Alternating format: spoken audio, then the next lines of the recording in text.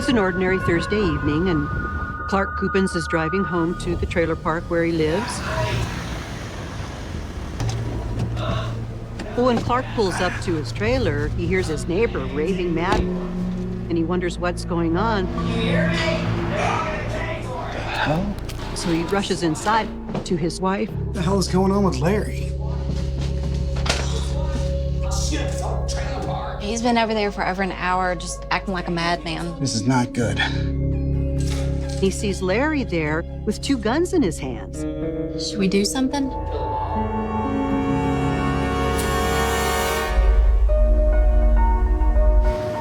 Not 4 miles away, Sergeant Joe Kenda is wrapping up his shift with some paperwork. All right, you got the report for me? Yes, sir. Here you go. All right, thank you.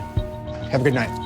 I was a patrol sergeant in March of 1984. On this particular evening, I was in police headquarters reviewing my officers' reports.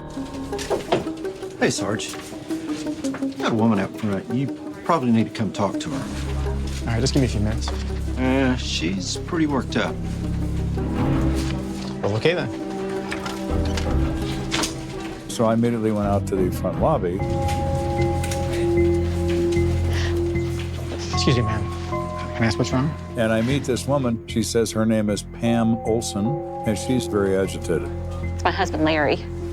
He's threatening to kill himself. She says that she no longer lives with her husband and that he called her to tell her that he had 2 loaded handguns and he intended to kill himself and he would kill anyone, particularly the police, who attempt to intervene. This isn't the first time it's happened. But now, I really think he's going to do it. And where's he now? At his trailer on North Cascade. Is he alone? Does he have hostages? Is there somebody in this house with him that he's holding at gunpoint? As far as I know, he's alone. I mean, it's just really just him and the cat. Do you mind stepping back here? We can talk in private. We need to continue to talk to her to learn more about Larry's personality. Why does he get so agitated? What are his problems? As Kenda continues to speak with Pam Olson, officers rush to the trailer park in hopes of defusing the situation.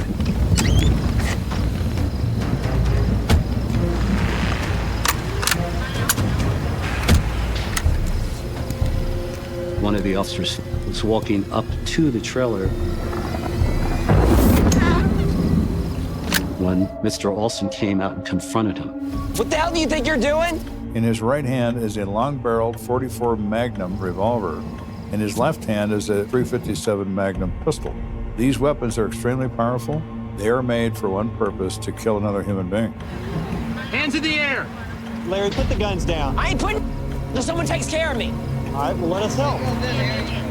You get me SWAT. I'm gonna tell you SWAT. I'll be right here waiting for him. And that's a really unusual request. What is he up to? We're gonna need TEU out here. TEU stands for the Tactical Enforcement Unit. It is the Colorado Springs Police Department SWAT team.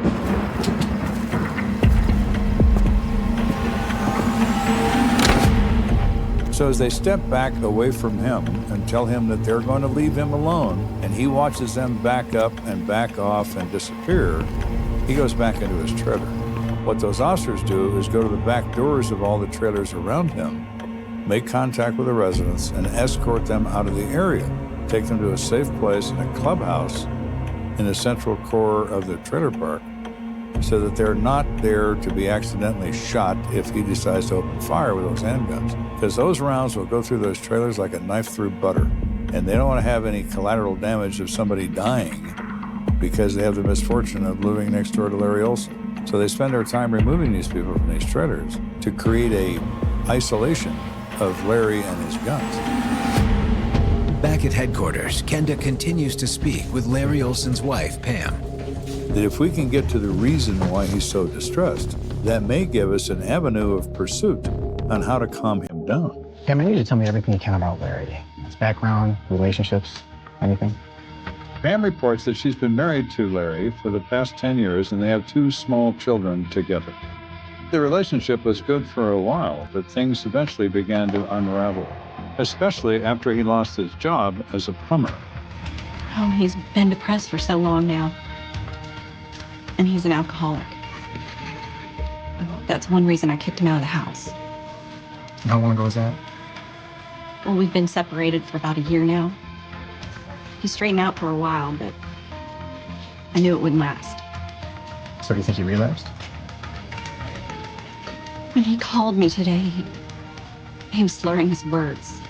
In the opinion of his estranged wife, is drunk, and that's an advantage to us. Excuse me for a second. I need to pass on some of that information to the officers at Larry's house. Sergeant Kenda, Sergeant Velez. If he sobers up, he may be more reasonable than he would be when he's intoxicated. Hostage negotiator Sergeant Louis Velez has arrived on scene and sets up operations inside a trailer next door to Larry Olson's. Roger that. Thanks, Kenda. So what's the plan? I want you guys to stand guard, just in case he comes out and tries to hurt someone. Okay. In the meantime, I'm gonna call Larry on the phone, try to get him to talk as long as possible. It is my job to try to take the individual from that highly emotional state and get him or her to a position of talking rationally. Anticipation is the biggest feeling that I can remember having.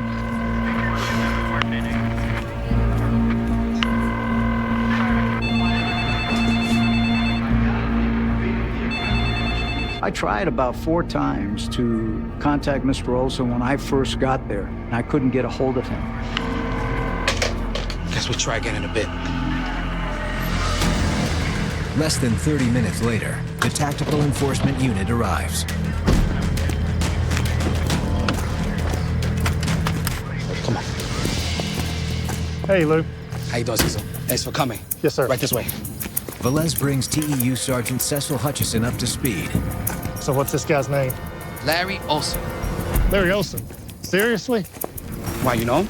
Hutchison says, we've dealt with this guy twice before when he's done precisely the same thing. First time about 4 years ago, he had a house over on Zion Street. Lived with his wife and his kids. Same deal.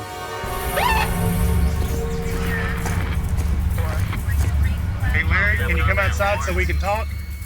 Hutchison explains that he'd been firing shots in his house and threatening to kill himself. TEU was summoned. They surrounded the property. Hey, Larry, why don't you come on outside and we can talk about it?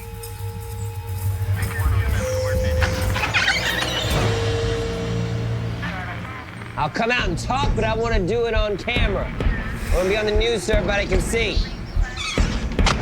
That's something that we certainly wanted to avoid, but we did realize we could use this opportunity. Hey, before we do this, you guys want a beer? Yeah, actually, we'd love one. That'd be great. Police were able to go down the street where they'd cordoned off the media and grab a camera and actually pretend that they were a news crew. Here you go. Thanks. Thank you very much.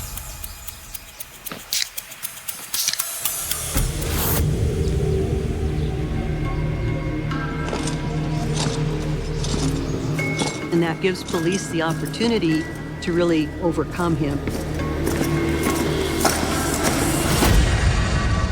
2 other TEU officers take him down. Let it go! I didn't do anything! Down! Let me go! Ow! There you go! Let go! He was extremely upset about the rouge that we used, and I believe that he was very hostile towards SWAT because of that previous situation. So there was a second incident with this guy? Yeah, second time, more of the same. Try that again! Hudson has a violent confrontation with his wife and throws her and the children out of the house, and TU is summoned once again. This ain't happened, pigs! This ain't happened! And that guy just won't quit.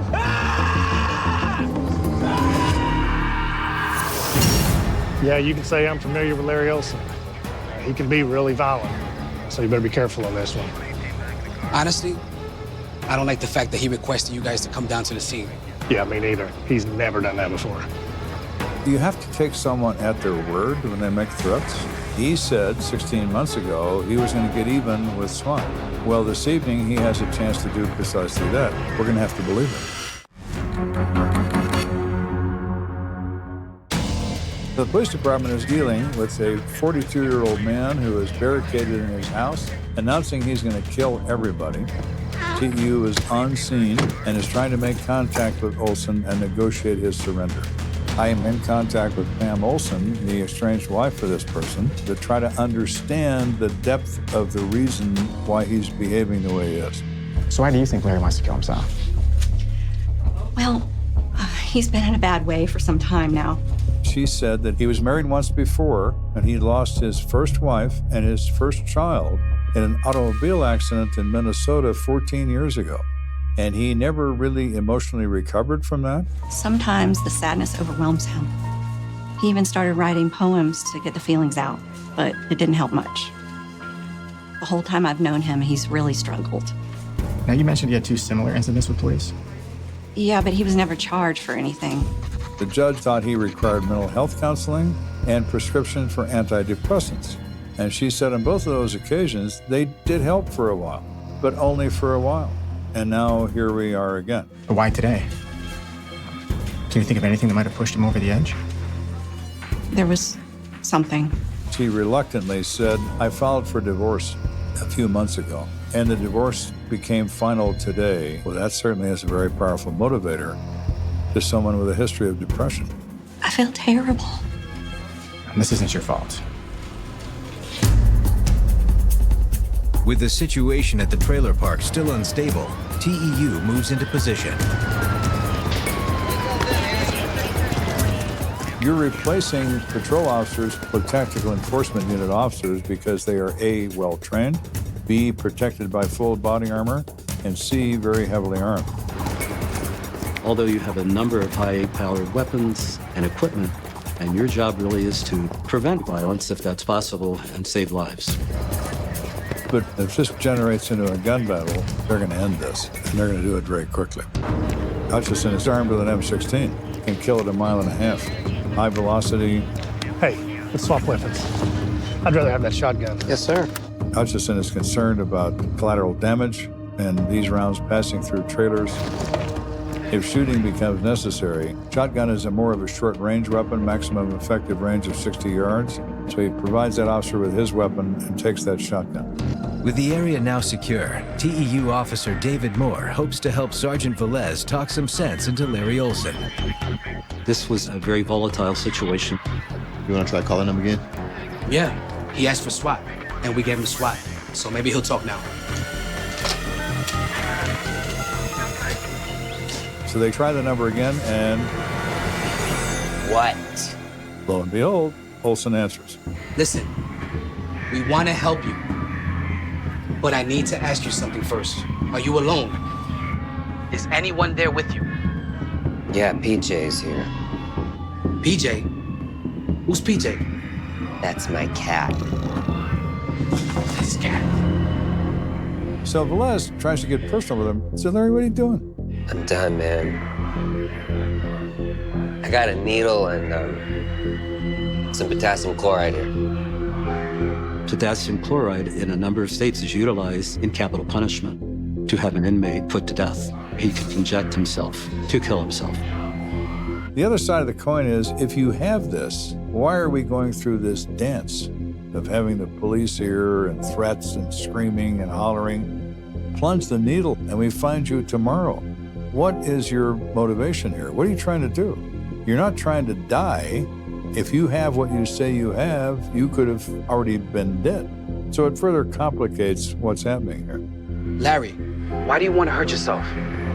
I lost my first wife and kid, and today, my woman said she don't love me no more. I can't go through that again. He was slurring his speech a little bit. I wasn't sure whether he had taken alcohol or drugs or both, for that matter. Larry. I'm not going back to the loony bin again. Done with all that.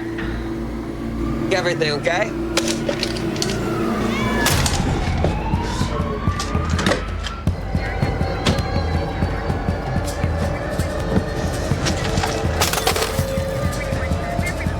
We'll take you SWAT out. I told you this ain't over. Now, we were already aware that he'd made threats against TEU, but now he's making a direct threat. He's refusing to maintain contact. We have no ability to reduce his anxiety. So now we're in a total standoff. What's going to happen next is determined by what he does next. You're not gonna trick me this time, PJ. Over the next hour, things remain eerily quiet. Are we going to hear a gunshot inside the trailer? Or is he going to shoot us? It's very tense for everybody.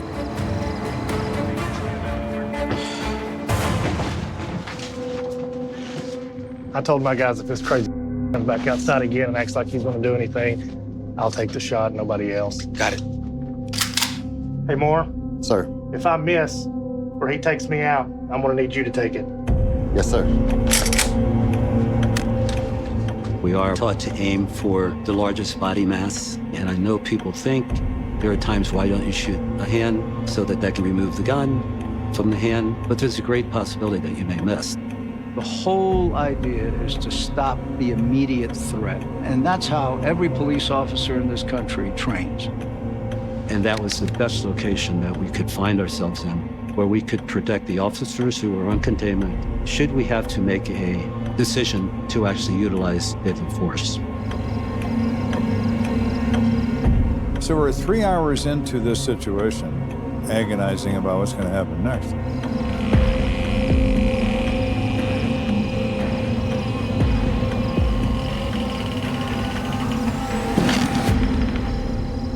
When Olson suddenly comes out the front door of his trailer.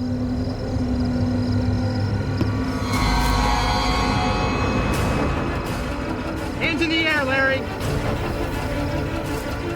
Freeze, Larry. Hands in the air. Hands in the air, Larry. Do it now. He comes down the steps and advances further into the street than he ever has in the past. Put your hands in the air, Larry. Do it now. Because of Hutchinson's proximity, he can see that Olson has a large, long-barreled handgun in his waistband. Don't do it, Larry. Hands in the air, now! At that point, he was looking in our direction, and you could see the eye contact with Mr. Olson and Sergeant Hudson. He was reaching for his gun. This was an immediate threat to us. We're in a gun confrontation here with this individual, and it's time to end it.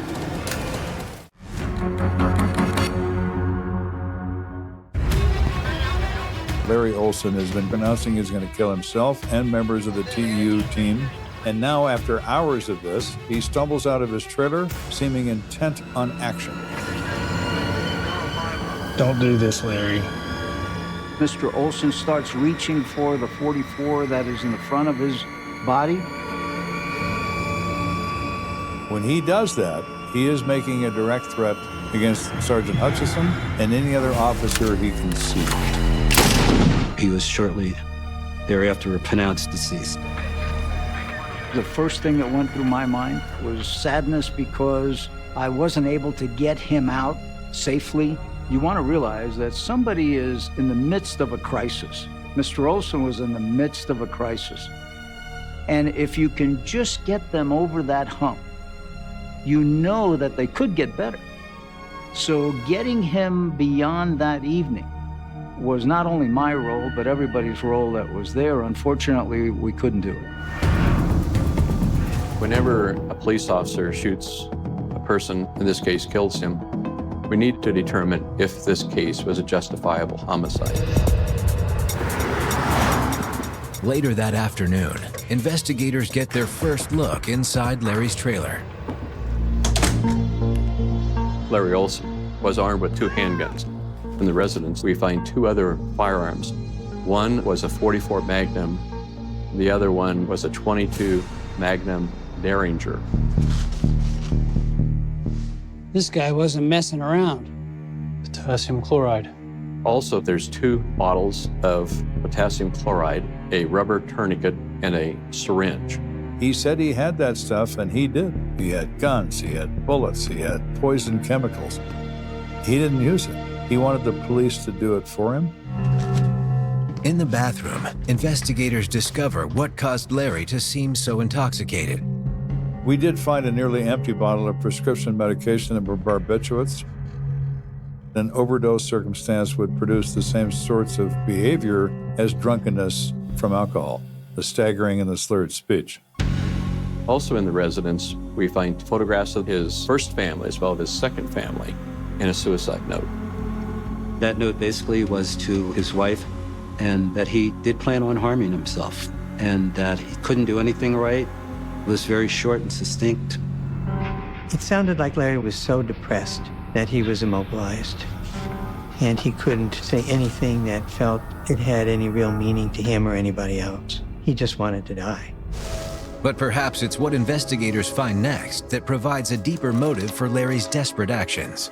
We found a book that was authored by Larry Olson. Looked like it was more of a self-published book.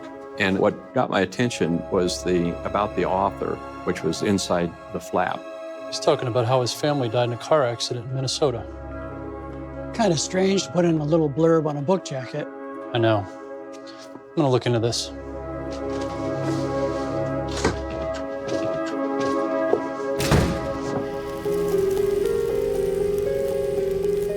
So the police in Minnesota confirmed to Detective Anderson that the original Mrs. Olson and a small child were killed in an automobile accident.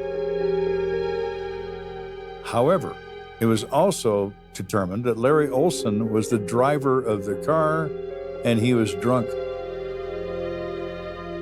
He killed his wife and his first child in a DUI single-car accident.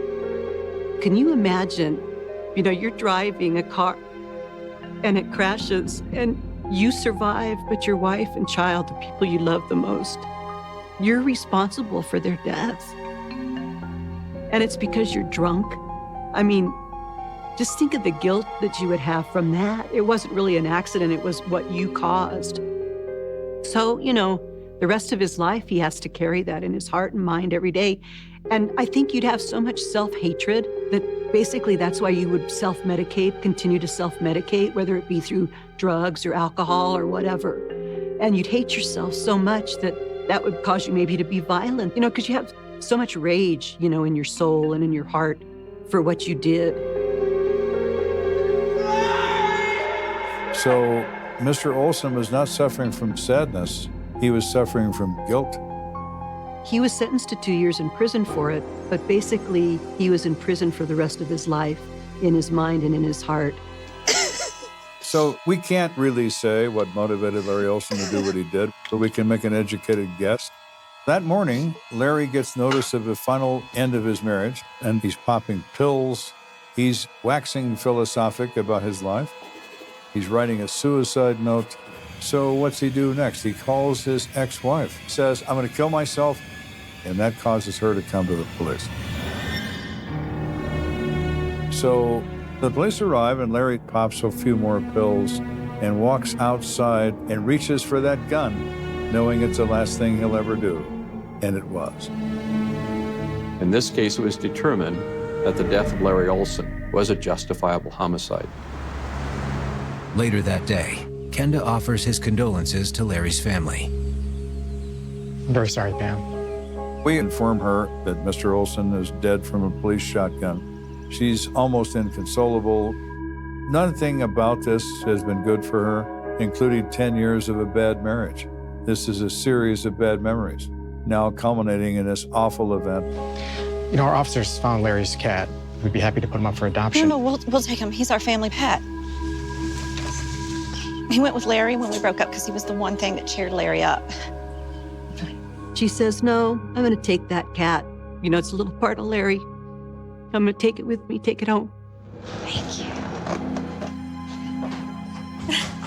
PJ! Yay! There's PJ. He missed you. Yay! He missed you. Mr. Olson, for whatever twisted reason or series of sin, concluded that he wanted to end his life. I would often say to families who lost a family member through suicide, there is no reason in the unreasonable. You can't explain that, ever.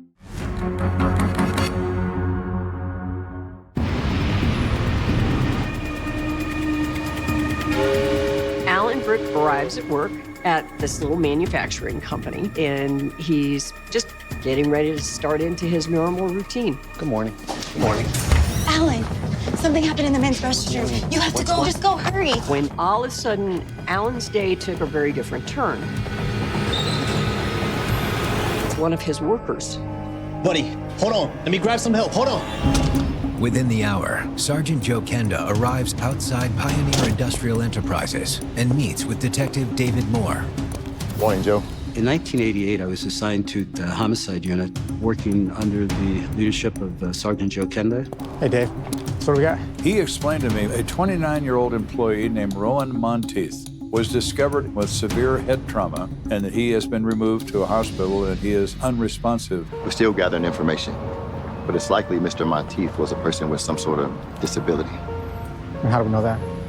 Well, found out a little information about this factory.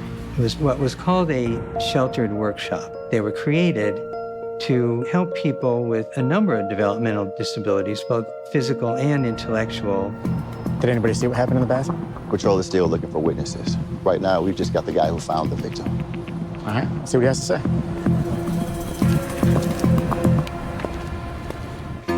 Kenda and Moore meet with Alan Brick, a supervisor at Pioneer Industrial Enterprises. Is Rowan going to be all right? No, we don't know that yet, but he does have some serious injuries. He's such a nice guy. Rowan Monteith, as described by everybody who knew him, was very sweet, very easy to get along with. One of the joys of his life was Special Olympics. It was something that he really liked. He was really, really proud of.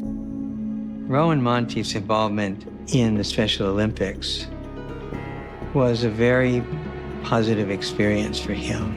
People involved in Special Olympics are often very disciplined. They're often highly motivated. They are able to get along well with others. They enjoy the interaction with others. They have a strong sense of pride and a desire for achievement in life. Rowan was one of those young people. He had wishes like anybody else to achieve things and to excel if he could in the world of his peers.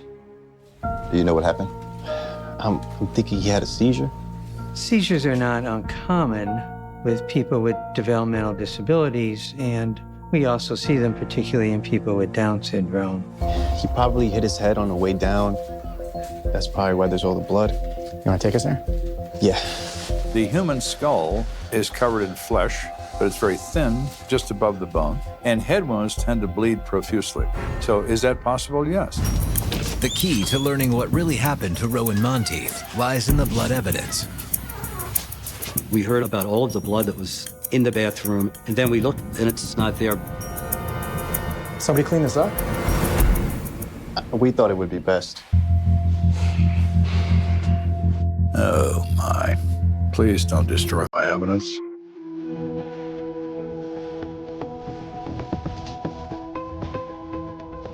Take a look at this.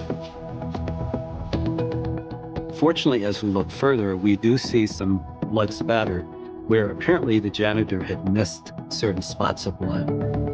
When humans bleed, the force of gravity drops blood to the floor. So if he hurts his head on a sink, any blood that comes from that wound is going to go straight down. Looks like it's going up, not down. Sure does. That's blunt force trauma bleeding. The minimal blood evidence doesn't quite jibe with the seizure theory, nor does what Kenda spots next. Looks like his forehead hit the mirror here. When he put his left hand out. Mr. Monteith is perhaps breaking his fall. Maybe he didn't hit his head. Maybe somebody else did. I hate to tell you, Alan, but this wasn't Rowan having a seizure. He must have gotten into a fight. Rowan? That's hard to believe. He's not the type of guy. I said, well, it's true. Ron didn't do this to himself, and the sink didn't do it to him either. We need a human that did it to him. Alan probably saw a lot of people in the facility having seizures. I'm sure he was trained on how to help people with seizures. He was trained how to spot them. He was trained to intervene to help them not harm themselves when they were having a seizure. I'm sure that was not an uncommon experience for him. It's also possible that Alan was in denial when it came to the injuries of Rowan. These people in this facility worked very closely together. Everyone knew one another. I'm sure it had a significant population, but it was a group of people who had some affinity for one another. To believe that one of their own, so to speak, harmed another one of their own to such a great extent that Rowan was injured was very hard to swallow. It was like one family member attacking another family member. It was quite possible that Alan was in denial, and because of that denial, didn't want to believe he was attacked by someone else in the facility. How'd you discover what happened in here? It was one of our supervisors, Tony Patterson. And what did they say happened? She didn't. She had a class she had to get to. Can you take us to her? Yeah, sure. We meet Tony Patterson. She is a life enrichment teacher at this facility. She's very, very distressed by what she's seen. It was awful. Listen, we're gonna need your help on this. Just tell us how you knew something had happened to the bathroom. All right. Right before class started, one of my students had a nosebleed. So I ran to the women's restroom to get a few tissues.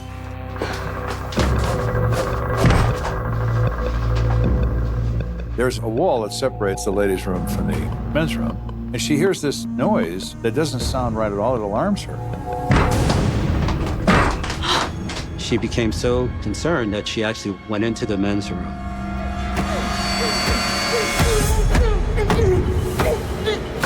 She sees a man kicking another man repeatedly in the face, as hard as he can kick. I didn't know what to do, so I just ran to get help. Do you know who was kicking Rowan? I didn't recognize him, no. What do you look like?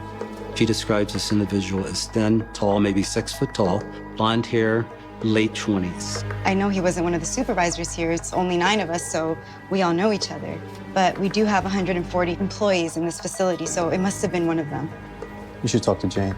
Jane? She oversees all of us. She pretty much knows everyone here. Thank you. We believe the attacker is blonde and tall, and he possibly knows Rowan.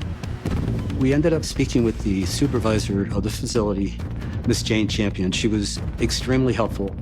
The description sounds like Michael Zerlinka. He used to be Rowan's roommate. Is there any bad blood between them? Not that I'm aware of. They were roommates for 2 years and they got along just fine. Well, that's kind of odd that someone would live with someone for 2 years without an issue and all of a sudden be literally kicking him to death in the men's room.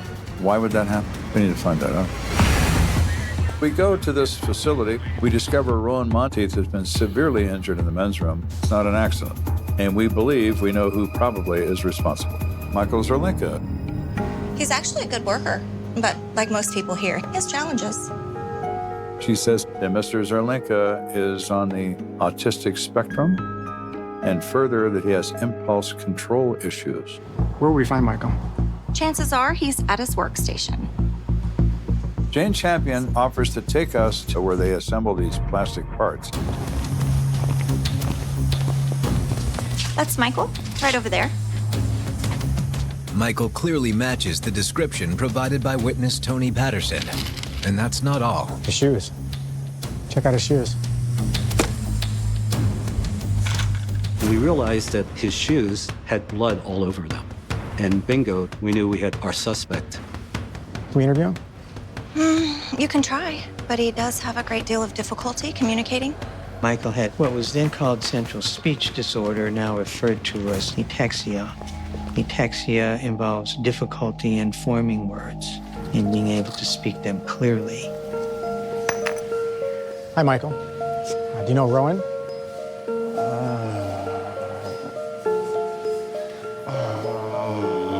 Did something happen today? He sits back down at his chair and continues to assemble his products. He's decided not to offer his attention. It's a very, very difficult situation. Okay, what now? I'm not sure. I mean, the blood gives us probable cause to arrest him, but after that, I don't know. Mr. Zerlinka represents an insurmountable challenge. There is nowhere to go. He has to be confined because he is dangerous. He's certainly proven that. Michael, can you come with us?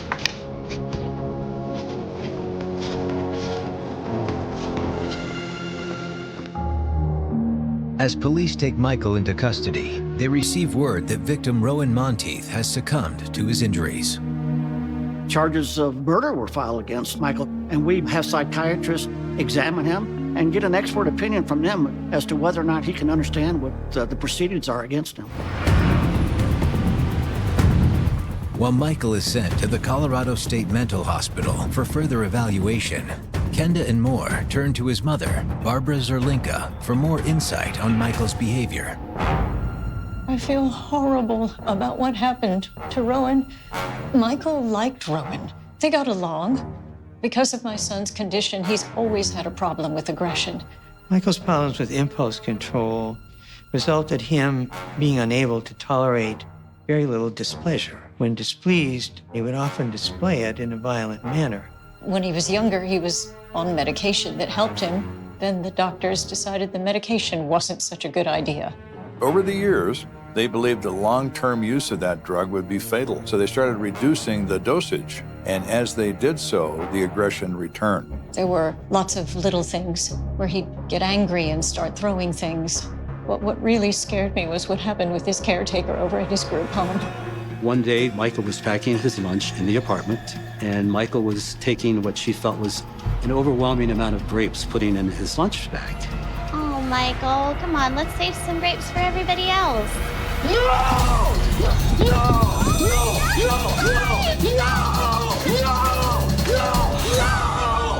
Well, that really upset Michael to the point where he actually threw her across the room and started kicking her. After that, I begged the doctors to put him back on the same medication, but they still insisted it was too dangerous. This has got to be frustrating to Barbara. She probably had that horrible feeling that, we're walking on thin ice here. How long is this going to go on before something bad happens? Well, we're just trying to learn exactly what happened in the bathroom that day. I understand. Rowan's family deserves to know. Mrs. Zerlinka, is he able to communicate with us? Well, yes, but with people he doesn't know, he clams up. You just need the right person to ask the questions. Now, I'm not going to ask his own mother to try getting him to confess to a murder to us. I am cruel, but I'm not that cruel. So who else would he talk to? There's a woman named Liz Miller, who was his primary supervisor at Pioneer Enterprises. He was close with her. He might talk to her. All right, well, thank you so much, man. Several days later, Kenda arranges an interview between Michael and his former supervisor, Liz Miller. We told Liz Miller, let's at least get a statement out of him as to what happened in that men's room, because otherwise we'll never know. Hi, Michael. How are you? Michael, can you tell me what happened in the bathroom the other day with Rowan? Yes. Rowan.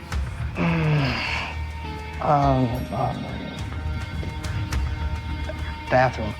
Michael's central speech disorder made every word difficult unless he was very familiar with the words. Did Rowan do something to hurt your feelings in the bathroom that day? Yeah. She asked him, were you mad at Rowan? And ultimately the answer was yes, but I don't know why. Did you kick Rowan? Uh-huh. How many times did you kick Rowan?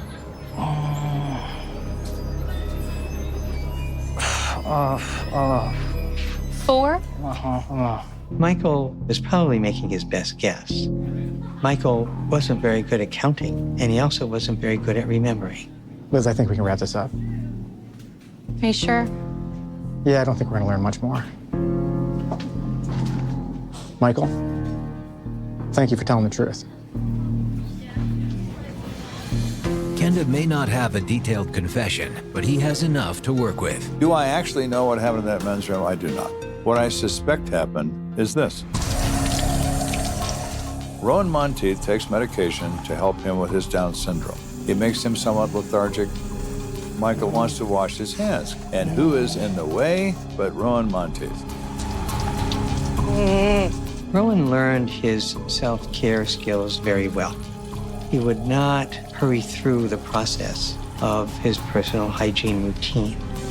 Michael becomes impatient. Get out of my way. I have to wash my hands. Stop, my girl. Rowan probably indicated that Michael needed to wait. But waiting was not something that Michael did very well at all. And that triggers him. He proceeds to kick him in the head, vicious kicks causing contusion to the spinal cord, causing brain death. Excuse me? But that's what happened.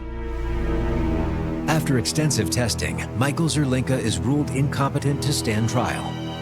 The charge of second-degree murder was dropped against Mr. Zerlinka, and he was removed from the state hospital by his family and placed in a private facility that dealt with multiple disorders, including aggression issues.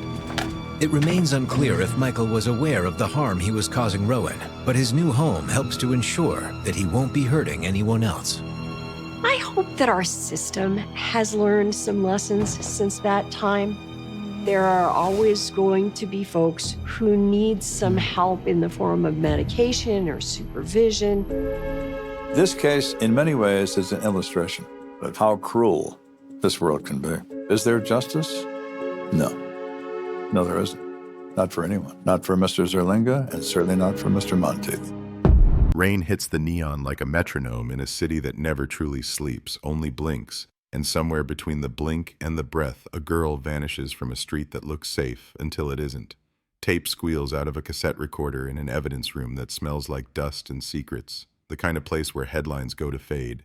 Cold case, missing student, community in shock. The voice on the tape is small, a witness who wasn't supposed to matter, a slip of sound that says, "I saw her on the footbridge at 9:12, and the clock on the wall says no one believed it." 24 years pass in 4 clicks of a fluorescent light. Then someone presses stop, rewinds, breathes, and the city inhales with them. Seoul 2001, red sirens on wet asphalt. Seoul 2025, blue glow on a detective's face at 3 in the morning. 2 different nights, 1 long shadow. Solved, the headlines will say. The word feels heavy in the mouth, like a promise chewed too long. The corridor outside the interview room was always long. In memory, it's longer. A patrolman, rookie then, veteran now, swears the bulbs fizzed out when the storm rolled in. Power dip, he says. 1 second. 1 second is all it takes for a shoe print to smear, for a camera to miss a turn of the head, for a life to slide out of frame.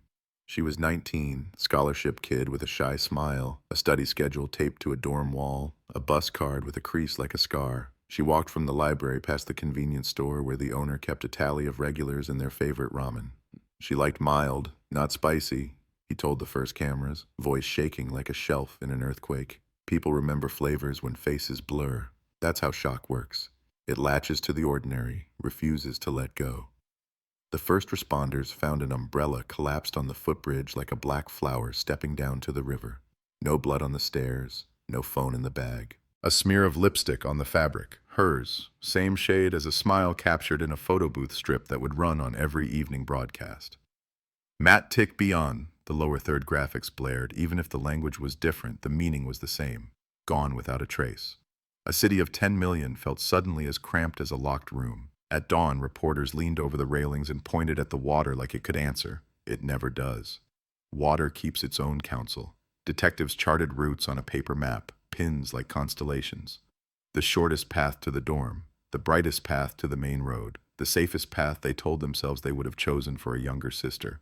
They knocked on doors until knuckles turned raw and doorbells stuck. A neighbor, insomniac with a radio, remembered a car idling, engine note low and wrong. Make and model? He shook his head. He knew the tune, but not the lyrics. Another neighbor, a late-shift nurse with eyes like searchlights, recalled the sound of heels running, then a shoe skittering as if it didn't want to be left behind. They found one heel by the lamppost. The other? The river snuck it into its pocket and said nothing. Every cold case has a detail that refuses to sit still. In this one, it was the payphone in the 24-hour laundromat, a wired relic even in 2001, its handset nicked by 1,000 rings. At 9:14, 2 minutes after the witness on the footbridge, the payphone took a call.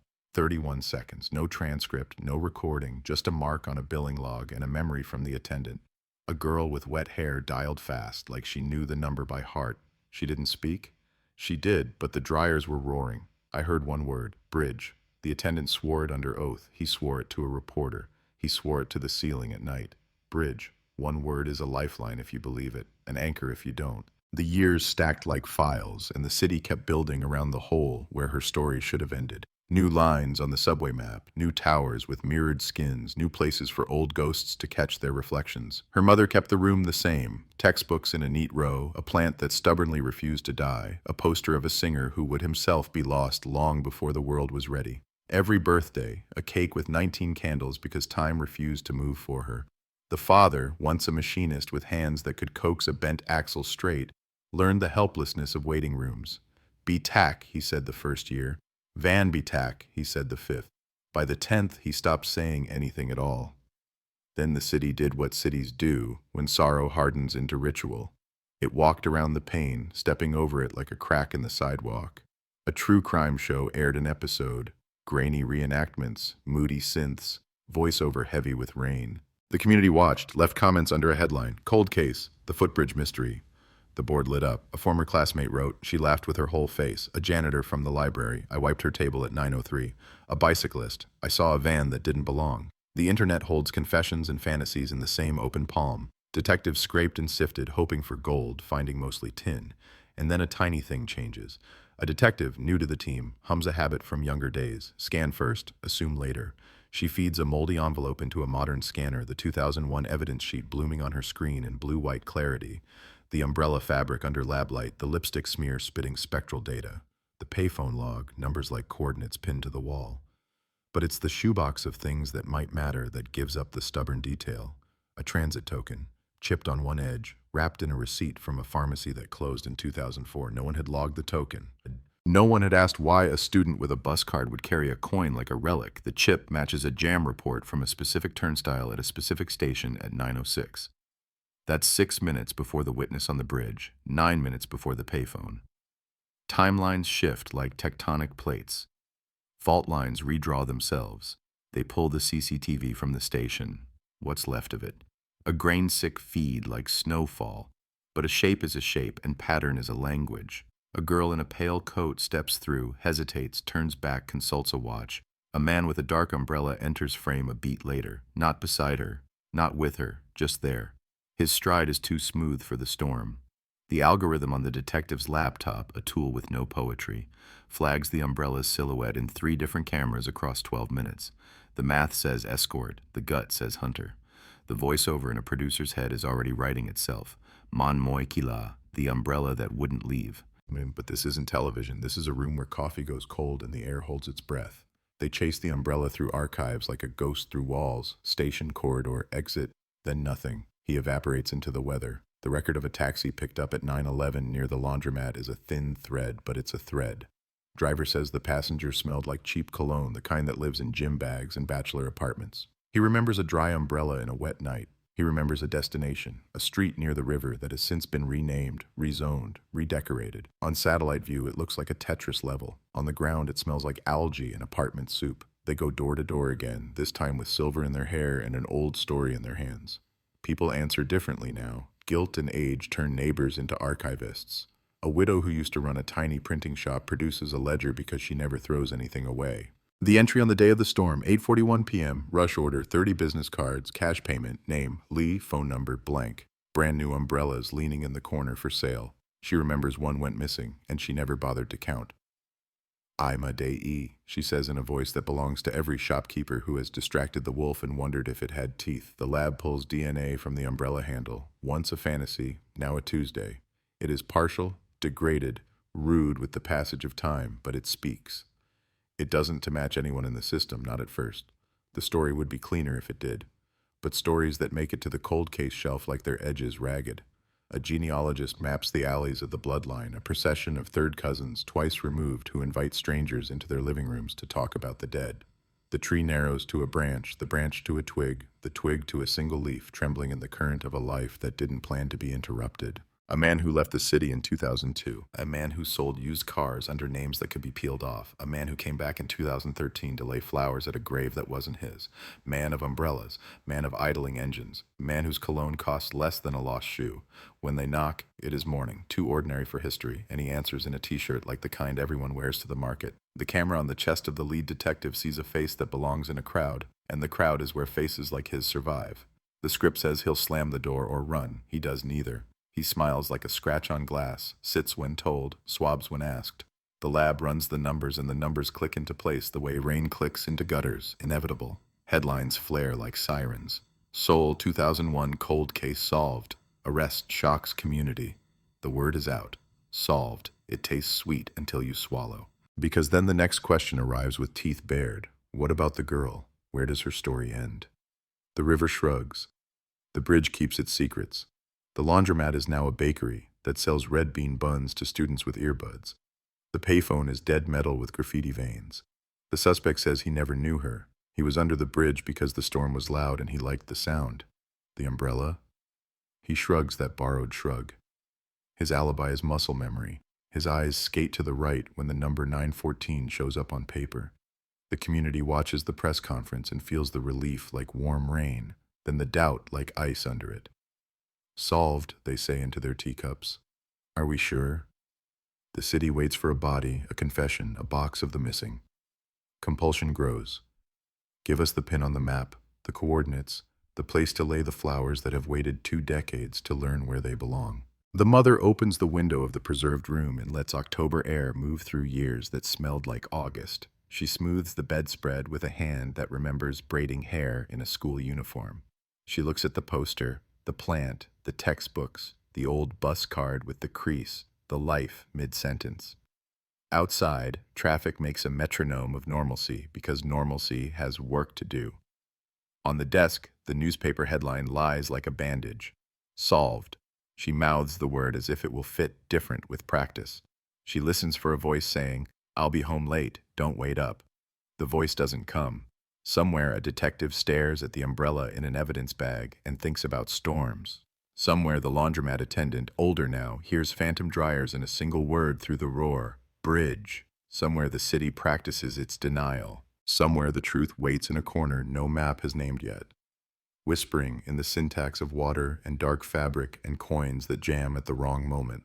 And in that whisper, the hook burrows deeper. Solved or not, some nights never end, they only change their weather. Under the fluorescent hum of the evidence archive, dust floats like pale ghosts in a place that never really sleeps. It's 3 floors beneath the police headquarters, colder than the rest of the building, lined with boxes labeled in handwriting that changes over decades. A detective walks between the shelves with her flashlight slicing through the dark. The box she's looking for hasn't been touched in 24 years. She finds it by smell. Old paper, mildew, a memory that doesn't belong to her but lives here anyway. Inside, 1 umbrella handle, cracked. 1 shoe, heel snapped. 1 plastic bag with a smear of lipstick. 1 cassette tape labeled only with the date, 03/11/2001. She clicks it into a dusty recorder.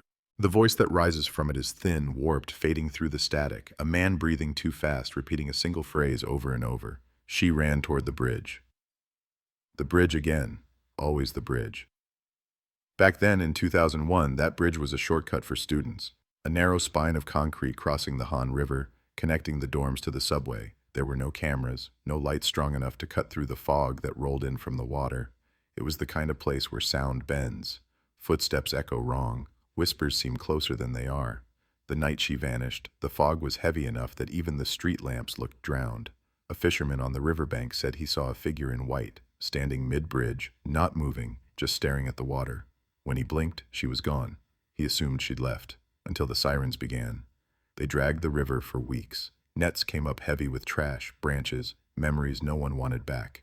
Nothing of her. Divers said the current down there twists like a living thing, catches what it wants and never returns it. By spring, the posters had curled at the edges. By summer, the neighbors stopped talking about it. The bridge became another rumor. Students still crossed it, but faster, heads down, headphones in. And then, the man with the umbrella. Witnesses said he wasn't local. Too tall, too still, dressed too neatly for a storm. One described his face as blurred, not because she couldn't see it, but because she couldn't remember it afterward, as if it refused to stay in her mind. He spoke to no one, but the convenience store's CCTV caught him once, standing outside, watching the reflection of the bridge in the rain puddles. 30 seconds of footage that meant nothing until the tape degraded and meant everything. The detectives in 2001 called him the Phantom, half as a joke, half because they needed to name something. His umbrella appeared again in a reflection from a parked car, a black circle of protection against the downpour. When the footage was enhanced years later, they found a faint outline near him. Another figure, smaller, moving fast. The timestamp read 9:12, the last known moment before she vanished. Now, in 2025, a forensic AI rebuilds that grainy image pixel by pixel. The past resurrected in fragments of light. The umbrella, the shoulder, the faint motion blur of a hand reaching out. The system fills in what the rain erased. The logo on his coat, a faded emblem from a now-defunct taxi company. The detective zooms in, reads the letters. A name she doesn't recognize. She checks the archives. The company dissolved in 2002 after a bankruptcy investigation. The owner disappeared overseas, the drivers scattered, one of them never returned his car. Records show the plate was sighted once near the river, 2 nights after the girl went missing. The car was later found abandoned in an alley near Itaewon, stripped bare. No fingerprints, no blood, just a receipt crumpled under the seat from a pharmacy. The same pharmacy printed on the receipt that wrapped the transit token found years later in her box. Coincidence, or the long tail of something that refused to stay buried? The detective sits back in her chair, eyes fixed on the digital recreation of the bridge. The rain shimmers, looping endlessly. She plays the tape again. The breathing, the whisper. She ran toward the bridge. She overlays the timestamp, matches the sequence. Something doesn't fit. The phone call at 9:14 lasted 31 seconds. The witness saw her at 9:12, but if the bridge was a 5-minute walk from the laundromat, someone's clock was wrong, deliberately wrong. She calls the telecom archives, requests the payphone data. The number dialed that night wasn't a random one. It belonged to a dorm landline disconnected a week earlier. And that dorm room belonged to her. The girl called her own number. The detective stares at the screen, heartbeat syncing with the ticking of the lab clock. People call home when they're lost, she thinks. But what if no one answers? Outside, Seoul hums with the machinery of progress. Traffic lights switching, subways sighing underground, billboards flickering faces of people who will be forgotten in a decade. Inside, the air is heavy with ghosts. The detective prints the photo, pins it to the board. Bridge, umbrella, token, phone, time. A pattern emerges like a constellation you can only see when you stop trying to find it. She visits the bridge. It's been rebuilt since then. Steel instead of concrete, cameras instead of silence. But the air still feels the same, thick, humming, watchful. The wind off the river carries whispers of wet fabric and the faint metallic tang of memory. She walks to the center, stands where the witness said the girl was last seen. The lights below the water blink like eyes opening and closing. She closes hers and listens. Footsteps behind her. A security guard, startled, asks if she's okay. She nods, but her hand stays on the railing, palm pressed against the cold metal, and for a moment she swears it beats back. One slow pulse, like a heart beneath the surface. That night she dreams of the payphone. It rings endlessly, echoing through the laundromat. When she picks it up, a voice says, "Bridge," and then silence. She wakes to find the word written on her notepad, though she never remembers writing it. The next morning, she requests the original cassette again, plays it slow, listens past the static. Beneath the breathing, something else. The sound of water. Then faint, like paper tearing. A second voice. Male, low, calm. A whisper layered under the first. She won't come back. The tape ends. The detective exhales. The city outside begins to move, but in here time folds. 24 years collapse into one heartbeat, a girl running in the rain, a man with an umbrella, a phone ringing to no one, and somewhere in that looping noise between bridge and river, between static and silence, the case still breathes. Morning folds into gray over the city, a kind of color that feels like an apology. Seoul moves on autopilot, cars gliding, faces passing, coffee steaming. But somewhere, behind frosted glass, one case file refuses to stay closed. The detective, her name's Ji-won now, though everyone just calls her the Bridge Girl, sits at her desk, the cassette spinning like a slow heartbeat beside a stack of photos. Every photo is the same story told in a different language: rain, blur, panic. The missing student's face looks almost calm in the last one taken. Not smiling, not afraid, just unfinished. Ji-won has been chasing ghosts long enough to know the difference between silence and someone trying to speak through it. She stares at the waveform of the tape on her computer, tiny peaks and valleys of sound, a landscape of the unsolved. She amplifies the second voice, filters the static, slows the pitch. She won't come back. The voice is steady, almost kind, not rage, not fear, resignation. She runs it through a voice pattern analysis tool. The algorithm spits out a match: male, mid-30s, Korean, slight southern inflection. Busan, maybe. The file cross-references archived interviews from 2001. Only one man from Busan was ever questioned, a maintenance worker from the dorms, fired weeks after the disappearance for unrelated misconduct. The note in the file is brief: uncooperative, denies involvement, moved away, no follow-up. Ji-won traces the old address, a small room above a hardware store in Mapo. The building still stands, but the hardware store is gone, replaced by a cafe with glass walls and plants that look too alive for this part of town. She talks to the landlord, an old man with the kind of memory that collects useless details. "That tenant," he says, squinting. "Strange one. Liked to stand on the roof when it rained. Always carried an umbrella, even on clear days." Ji-won asks for his name. The old man frowns, searching. "Lee something. No, wait. He had two names. One on paper, one he used when the police came." He laughs without humor. The kind of man who's practiced disappearing. She steps outside, the city noise pressing in, traffic, horns, the endless hum of people not looking back. She feels that familiar pressure in her chest, the one that comes when the trail is too cold to follow and too close to ignore. That night, she returns to the evidence vault. The umbrella, sealed and tagged, sits in its plastic tomb. She stares at it for a long time before breaking the seal. The fabric smells faintly of oil and iron. A small tag stitched inside the lining reads, "Hanul Department Store." She looks it up. The store closed in 2003 after a fire in the warehouse district. Records gone except for a handful of insurance documents stored on microfilm. She requests the file. The list of employees scrolls across her screen, and there he is. Lee Min-ho, age 33, warehouse security. Last logged shift, March 11th, 2001. The night the student vanished. No resignation letter, no termination record. Just absence. Ji-won exhales, leans back in her chair. A map of the old warehouse area hangs behind her, yellowed and cracked. She pins his photo next to the bridge, draws a line. It cuts across the river like a wound. She drives out there at dawn. The warehouses are half gone, replaced by construction sites and storage lots. The air smells like diesel and rust. At the far end, behind a chain-link fence, stands a building the demolition crews haven't touched yet. The sign reads, "Hanul Supply," the letters half peeled, a skeleton of its name left behind. Inside, the air is thick and quiet. Dust dances in the shafts of light, slicing through holes in the roof. Ji-won's flashlight catches movement, rats, wind, memory. The concrete floor bears faint, dark stains that time has tried to erase. She moves deeper in, her boots echoing. Then she sees it, a row of metal lockers, door hinges bent, some pried open, one still locked. Number 17. The padlock is rusted, fragile. It snaps under the crowbar. Inside, an old raincoat, a newspaper from 2001, and a small box wrapped in a plastic bag. She unwraps it slowly. Inside, there's a student ID card, faded. Her photo. Ji-won's throat tightens. The card is damp around the edges, as if it's been near water. She looks at the locker door. Carved into the metal are two words scratched with something sharp. Bridge waits. She takes photos, collects the evidence, calls it in. Forensics will come. But she doesn't leave. Not yet. Something about the air feels wrong, charged, expectant.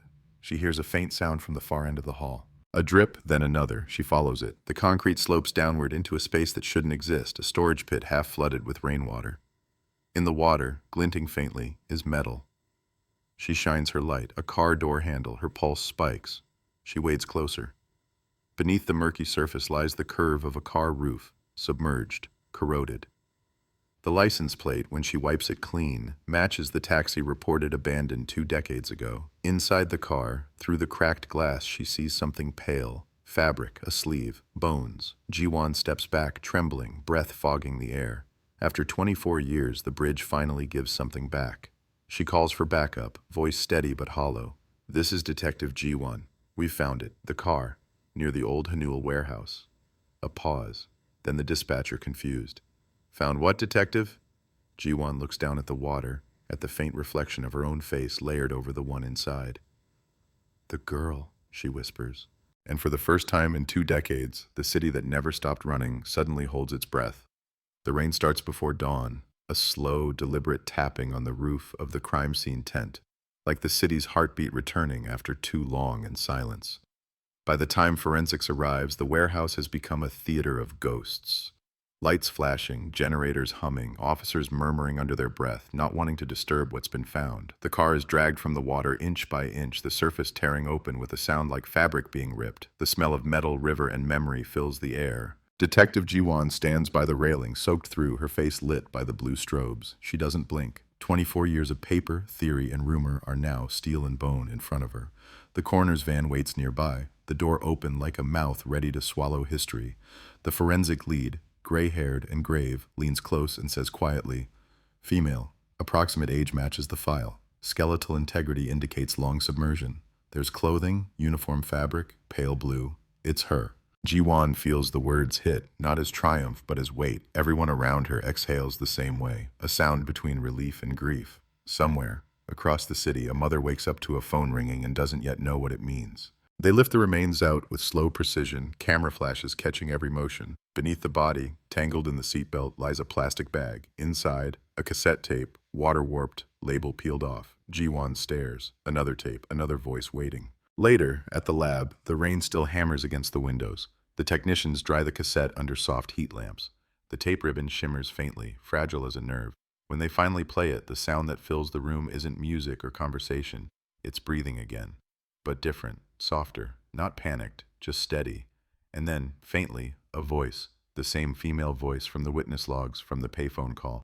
"If I don't come back, tell them it was the bridge." Static, a splash, silence. The team freezes. No one speaks. Jiwon's hand tightens on the edge of the desk. "Tell them it was the bridge." The words loop through her skull, cold and rhythmic.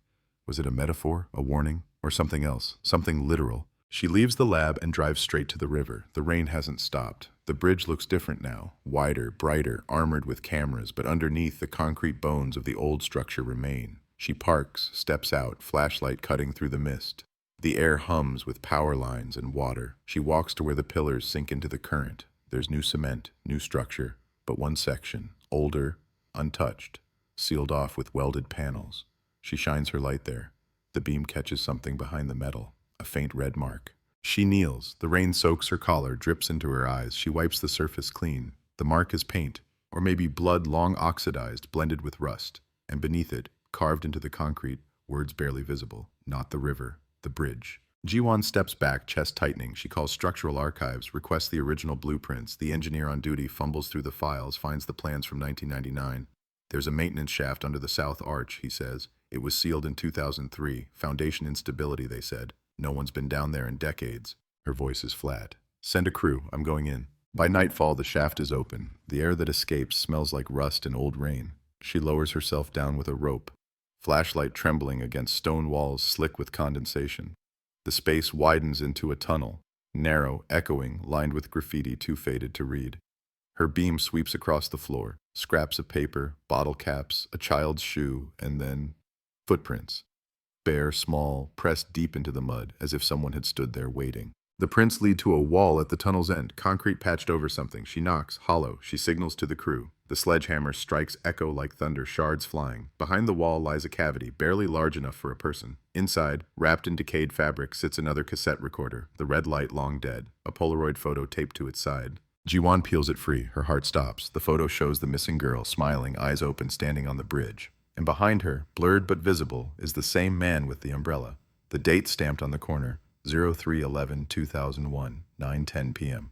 She turns the recorder over. Battery corroded, tape still inside. She pockets it, climbs back up to the stormlight, her lungs burning. At the lab, the team transfers the tape to digital. The sound is clearer this time, the same female voice whispering fast, trembling. "He followed me. The umbrella man said he'd drive me home, said it was safer than walking. He's not from here. A rustle, a shout, the slam of a car door. "If anyone hears this, please tell them the bridge isn't safe." Then the splash again. Jiwon closes her eyes. The room feels too small for the noise. Later that night, she drives alone through the rain, following the road the girl never finished walking. The city lights smear across her windshield. Every intersection feels like a question. When she reaches the bridge, she stops in the middle, engine idling. The wipers drag across glass in a slow rhythm.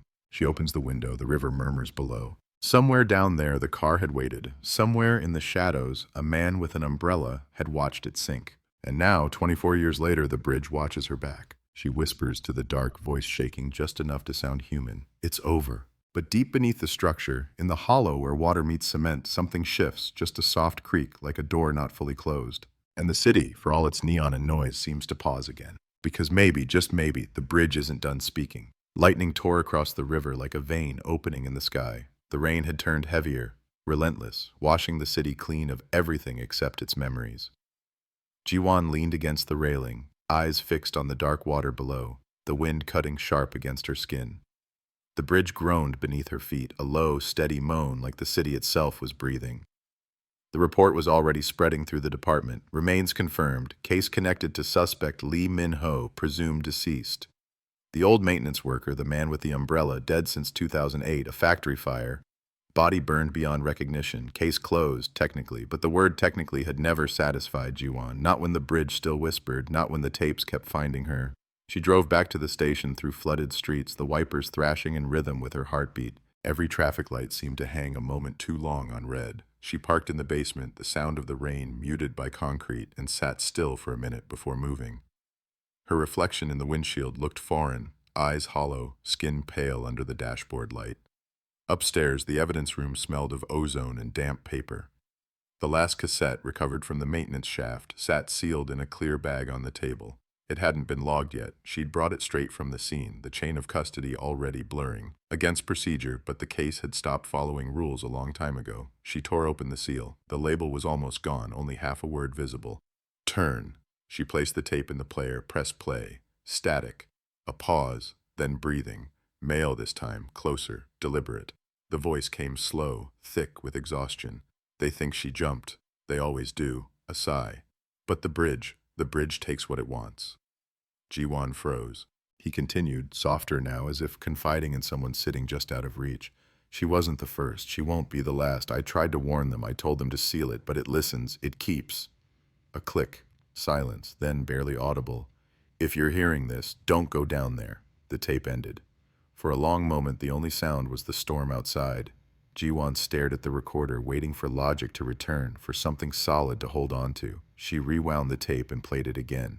Same words, same voice. She ran it through the voice database. No match. Not Lee Min-ho, not any recorded suspect, but something in the timbre, the cadence, scraped at her memory. A familiarity she couldn't name. She opened the old personnel files, found the page for the original investigating officer, Detective Kang Hoon, retired, last known address in Gangwon Province, the date of his retirement, March 12, 2001, the day after the girl vanished. Her blood ran cold. Kang Hoon had signed off on the early reports, closed the first search, dismissed the payphone lead as unreliable. His notes were oddly brief. No follow-up on the car, no interviews logged after the first week. She checked his disciplinary record. Clean. Then, a note in the margin of the case summary, written in pencil, almost invisible under the scanner. Bridge sealed. Don't reopen. The fluorescent light above her flickered, a nervous pulse. Jiwan grabbed her coat and keys. The storm outside had swallowed the skyline. Gangwon was 3 hours east, through mountain roads that twisted like wire. She drove into the darkness, headlights slicing through sheets of rain. Every few kilometers, she replayed the voice in her head. Don't go down there. By the time she reached the coast, dawn had started to bleed into the clouds. Kang Hoon's house sat on a hill overlooking the sea, small, wooden, the kind of place built to be forgotten. The curtains were drawn. The mailbox overflowed with damp newspapers. She knocked once, no answer. Twice, nothing. On the third, the door creaked open an inch. Inside, the air smelled of mold and salt. Dust coated everything. On the table sat an old reel-to-reel recorder, its reels motionless, its tape frayed. She moved closer. The walls were covered in photos, blown-up surveillance stills, maps, the bridge from every possible angle. Strings connected points across the images like veins. In the center, the missing girl's face, and beneath it, written in thick black ink, it wasn't him. Jiwan's throat went dry. She turned toward the hallway. A floorboard creaked. Detective Jiwan. The voice came from the dark, rough, weak, but familiar. A man stepped into the light. Gray hair, deep lines, eyes red-rimmed from sleepless decades. Kang Hoon. I knew someone would come, he said. It doesn't stop. You found the car. She nodded slowly. You left that message on the tape. He laughed once, dry as dust. I left many messages. None of them matter. He gestured toward the photos. You think the bridge took her. You're right, but you don't understand what that means. Jiwan's hand went to her pocket recorder. Explain it to me. He stared past her as if listening to something she couldn't hear. We built over it, over the old foundation. The river changed course decades ago. There was a landslide before the city expanded. They poured new concrete on top of old graves. The bridge wasn't built on the river. It was built on what was buried beneath it. His breath hitched. They told us not to dig when we installed the foundations, said the soil was unstable. But one night, when the flood came, we saw something in the pit. Hands, not bodies, just hands, like they were reaching out. He gripped the edge of the table. Every time someone goes missing there, the tide pulls differently. I measured it. The current bends, the bridge feeds. Jiwan stared at him, jaw tight.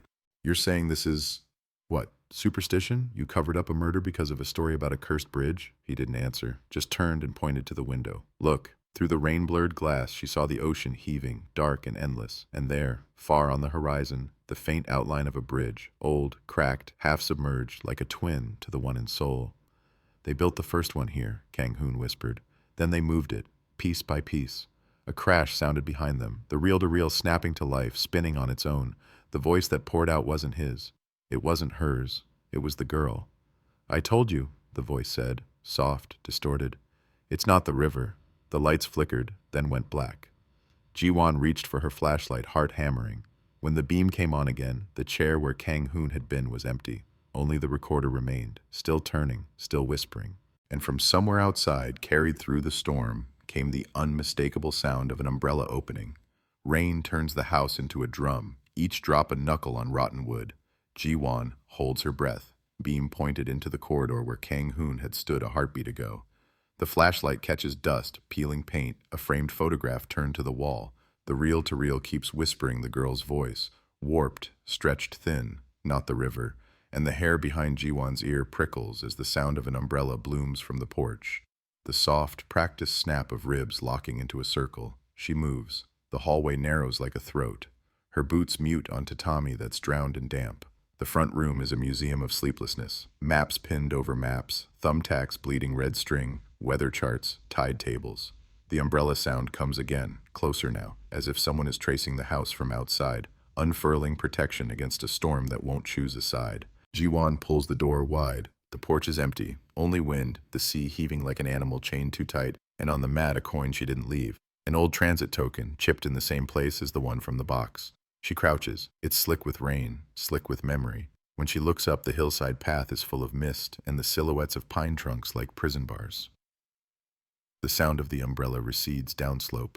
Not footsteps, just that hinge click, opening and opening. Impossible, like a warning that repeats until belief arrives. She steps off the porch and the house exhales behind her, a small shift in wood, a settling. Then the reel-to-reel's whisper climbs into a tone that isn't voice anymore. It's pitch, it's pressure, it's the frequency bridges hum when they're alone. She stops, turns back. In the dark glass of the window, her reflection is layered with another, a figure behind her shoulder, umbrella lowered, a face the rain refuses to resolve. When she wheels around, there's only the storm, the fence, the sea. She goes back inside, the recorder fades, then clicks off like a blink. On the table, something she missed. A ledger with salt-buckled pages. She opens it. Careful block letters. The handwriting of a man forcing order onto chaos. Dates. Weather. River height at the bridge in Seoul. Then, columns labeled missing. Witness. Foundation shift. A pattern crawls through the ink. Spikes in current. Broken lights. A long line of nights when the tide stepped out of character. The girl's date sits in the middle of a cluster. A constellation of absence. There's a second ledger under it. Thicker. Browner. Stamped with a shipping company's logo long dead. Gangwon Provincial Works, dismantling, bridge components, pages and pages of loads manifested west, bolts counted, pylons numbered like bones, 1997 through 1999. The list reads like an anatomy lesson, arch segments, lattice beams, pier caisson rings. Last entry circled in graphite so hard the paper tears. 03/10/2001. Transfer complete. Final deck plates moved to storage yard Hanul. Jiwan swallows. Hanul again. The warehouse that hid the car, the locker, the words, bridge waits. The ghost of a structure hauled from this coast to the city, grafted into a newer spine over living water. Detective, a voice says from the doorway, and her hand is on her holster before the syllable finishes. But it's only a boy, 19 at most, soaked through with a scooter helmet dangling from 2 fingers. He looks past her, like people do when rooms remember too much. A juicy told me, if anyone came, bring this. He holds out a cassette case wrapped in plastic and bound with twine. The label is neat, like the ledger. Kang Field, Audio 12. The boy's eyes skate to the wall of photos, catch on the missing girl's face, flinch. He said I'd know who it's for, the bridge cop. Ji-won takes the cassette. Where is he? The boy's throat works. He glances at the doorway as if it can answer. He doesn't meet people inside when it rains, he says, and that's not an answer at all. Who are you? Delivery, he says, like it's enough identity for a night like this, and leaves as if unspooling along the same line the umbrella sound laid down. She slides the cassette into the deck beside the reel-to-reel. The machine breathes, accepts, the tape rolls. Kang Hoon's voice enters, younger by decades, as if time can be tricked into warming its hands on old friction. Field log, he says, March 12th, 0314. The shaft under the south arch is breathing again. Not superstition. Air pressure, something displacing volume. A pause, the hitch of a man choosing to tell the truth anyway. They sealed it wrong. The panel flexed. When the surge came, the whole cavity rang like a bell, and I heard... He breaks off, self-editing, then leans in. I heard her. Not words. Not possible. But I did. He clears his throat.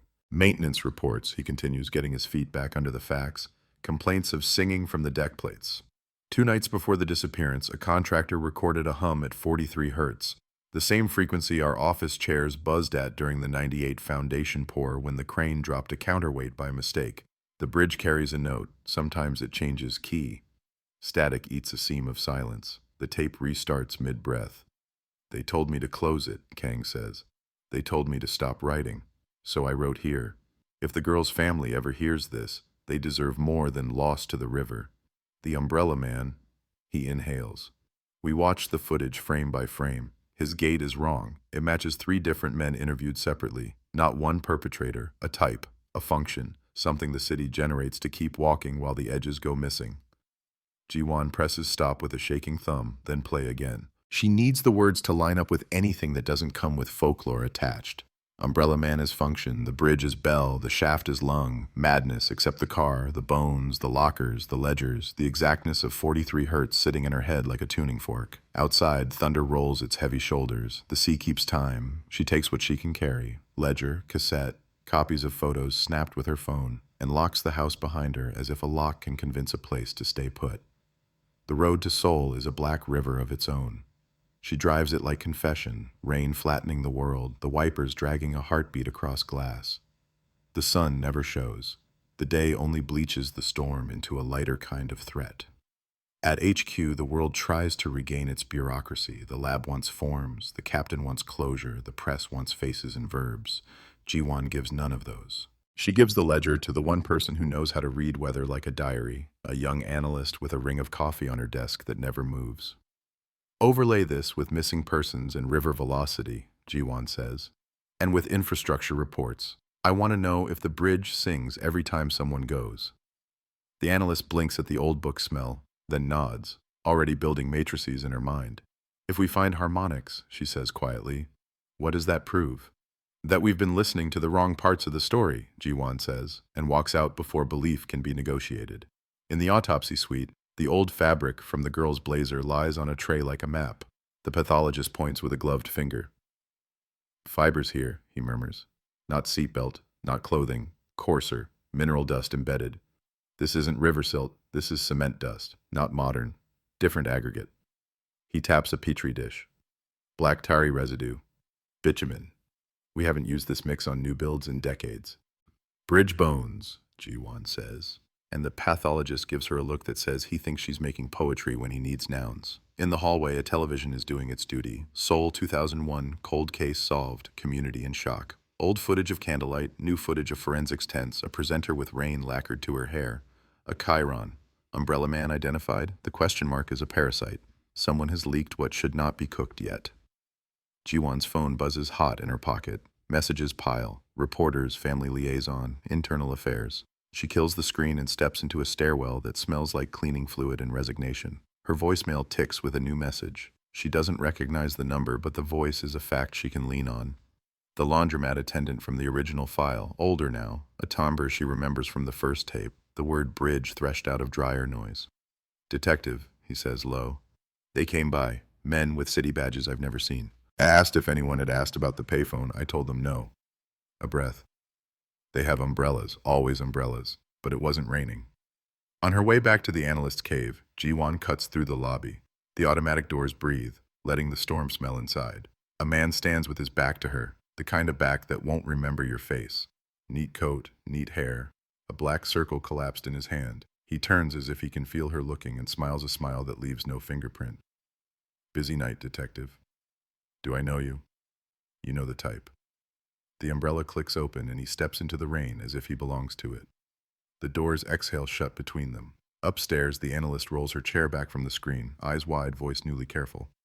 We found your harmonics, she says. Every spike in current has a matching complaint about resonant noise in the deck plates within an hour before or after. And look, she taps the monitor.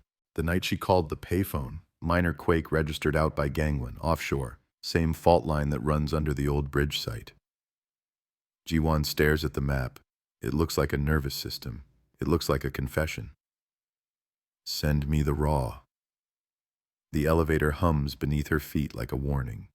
She takes the stairs. At the bridge, midnight turns the city's spine into a stringed instrument.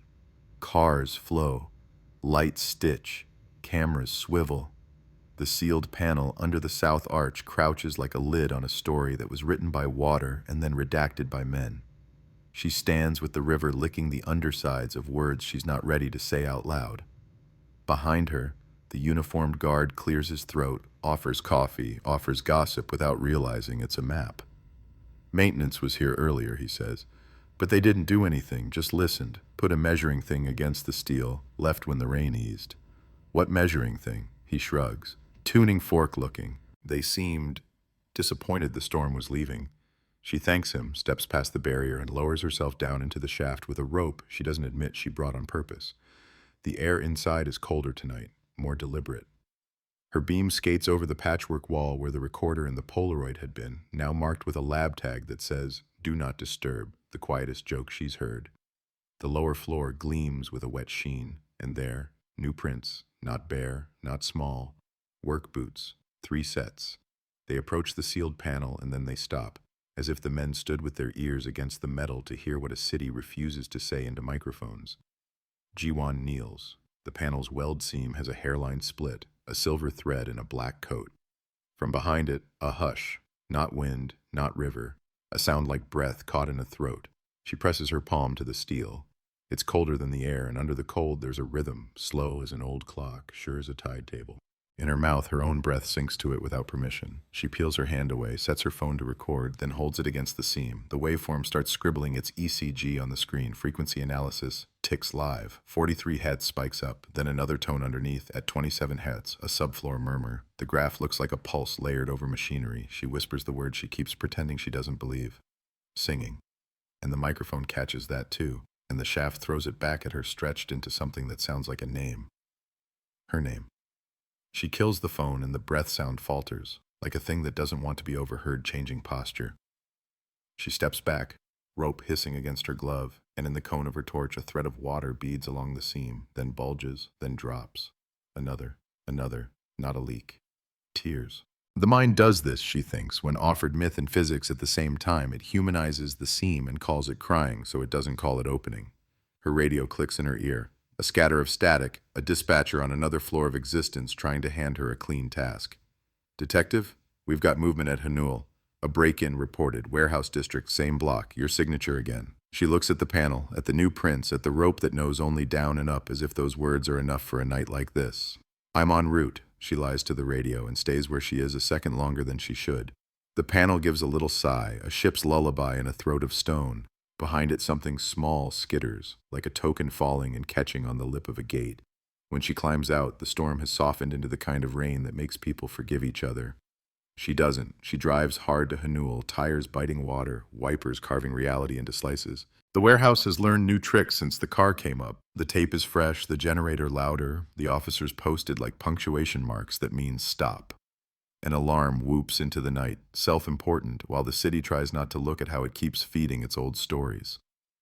Inside, the locker bay she opened is a bristling mouth, doors ajar, tags torn, the numbers painting new math she didn't authorize. On locker 17, her broken padlock sits neatly on the floor like a returned letter.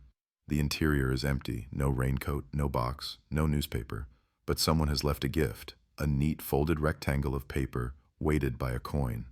Another token, fresh chip. The note reads, in a hand she almost recognizes, steady, defiant, an echo of the ledger, "Stop digging the wrong grave." Behind her a cough, not a threat, not a greeting. She turns. In the doorway, the outline of a man with an umbrella, closed this time, held like a baton by someone who has learned how crowds move. The face is wrong and right at once, features you'd forget before a crosswalk ends. He lifts his free hand, palm out, a peaceable functionary. "Detective," he says, "we're with infrastructure. You're trespassing on a demolition site." She shows her badge. He shows a smile. Behind him, two more men step into the light, same coat, same posture, same radius of rain that refuses to touch them. The first one glances at the empty locker, then at the coin on the paper, then at her.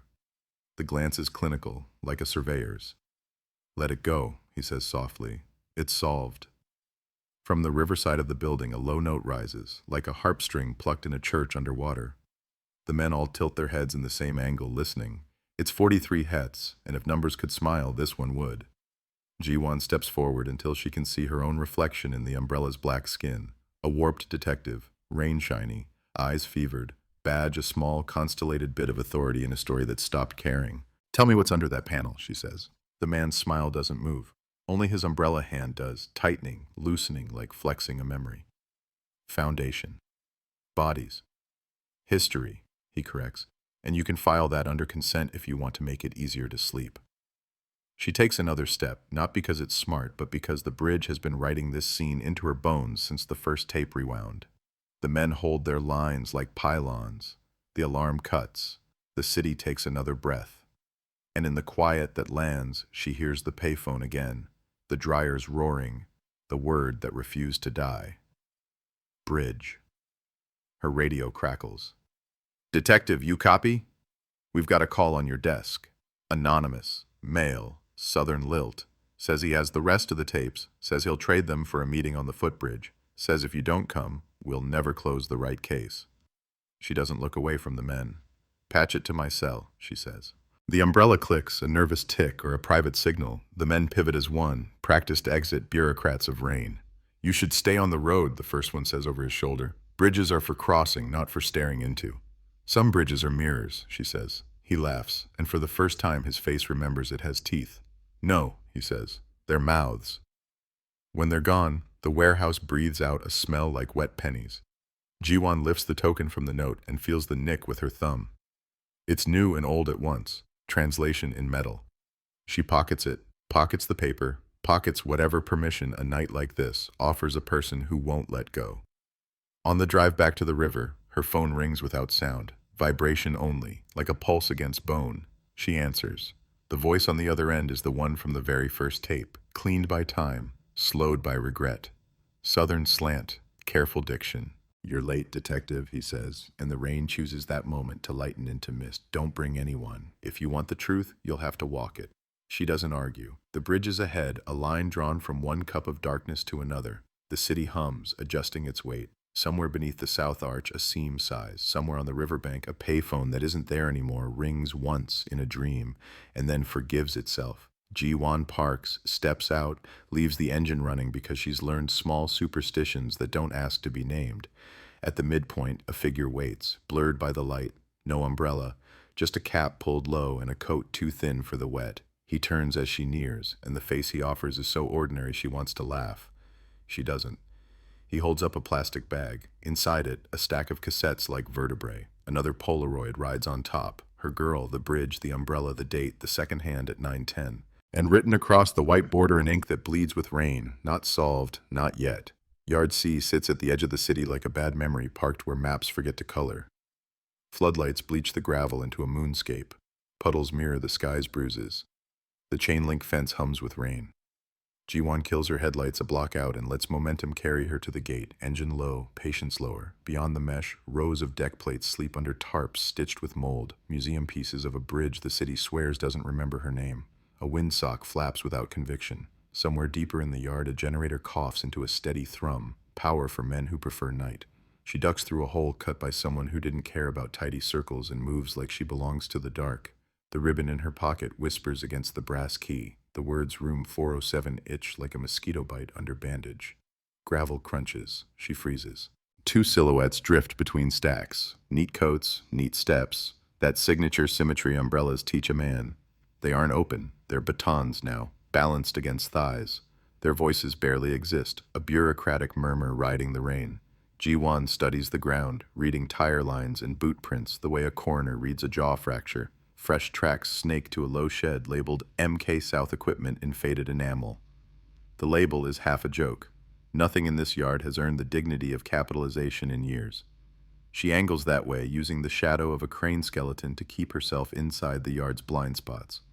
Her phone vibrates. One line from the analyst, units 2 minutes out. The good kind of distance, the kind that keeps sirens from becoming signatures. At the shed, the padlock dangles open. Inside, the air tastes like tin and old rain. Coil after coil of cable hangs like sleeping eels. On a workbench, a plastic bag sweats. She peels it back and sees vertebrae, tapes stacked in ribs and spines, labels bleeding, Kang's handwriting fighting the damp.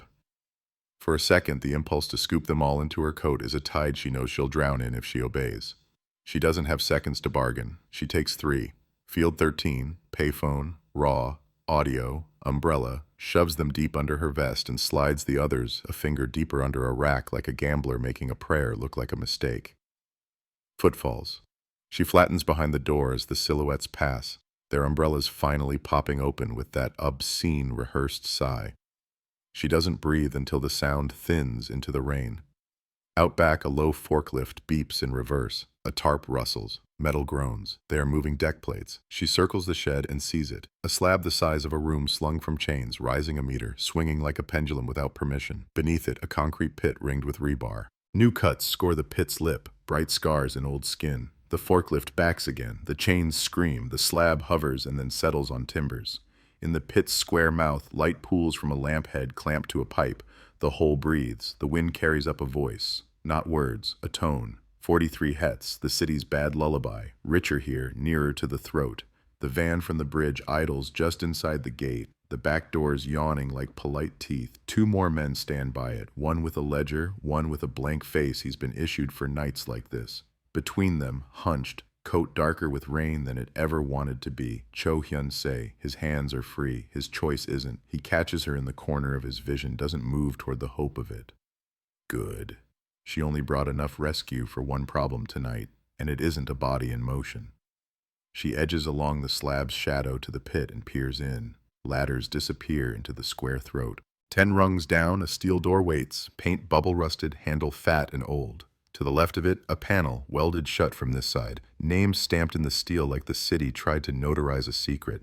Numbers, too. She whispers them so they won't go to waste. 0310-2001, the date from the ledger, and a code she doesn't recognize, MK 407. The room leaps in her head. The dorm, the call, the loop. The city crosswired itself, stitched dorm to deck so the bridge could talk to its own bones. Her fingers find the key. Brass answers brass. The door below looks like the kind that respects old locksmiths more than new wires. She's 3 rungs down when a voice tightens the air. Ledger man, a practiced pleasantness doing its job. You misunderstand the purpose of this yard, detective. It floats from the far side, too smooth to be a shout. We are caretakers. She keeps descending. Caretakers of what, she thinks. Thirst. Leave, he says, still gentle. We all get to go home if you leave. She hits the 9th rung, then the 10th. The door handle's a fat iron fist. The keyhole's an old mouth. She slips the key in and the lock turns with the relief of a back cracking after a too long chair. Air sighs from the seam, cold, rank, full of flavors, no catalog claims. Bitumen, wet lint, mineral breath. She shoulders the door and it yields an inch and then stops. The rest of its hinges are memories. She leans and the inch becomes 2, enough for the river's hymn to brush her ear like an apology that isn't one. Above, the forklift coughs. The slab shifts. Someone calls for a strap. Ledger man forgets to keep his voice nice. Now. She slips through sideways, body remembering childhood moves. Fence, alley, left shoulder first. The door closes her in with a softness too intimate for metal. Inside, the world narrows to a corridor that dunked itself in decades and stayed there. Her light paints the walls into ghost ribs. A conduit pipe runs along the left, Taped patches on taped patches, every fix a confession. The hum is stronger. 43 heads braids under 27 heads until her sternum vibrates like a tuning fork held too close to a confession.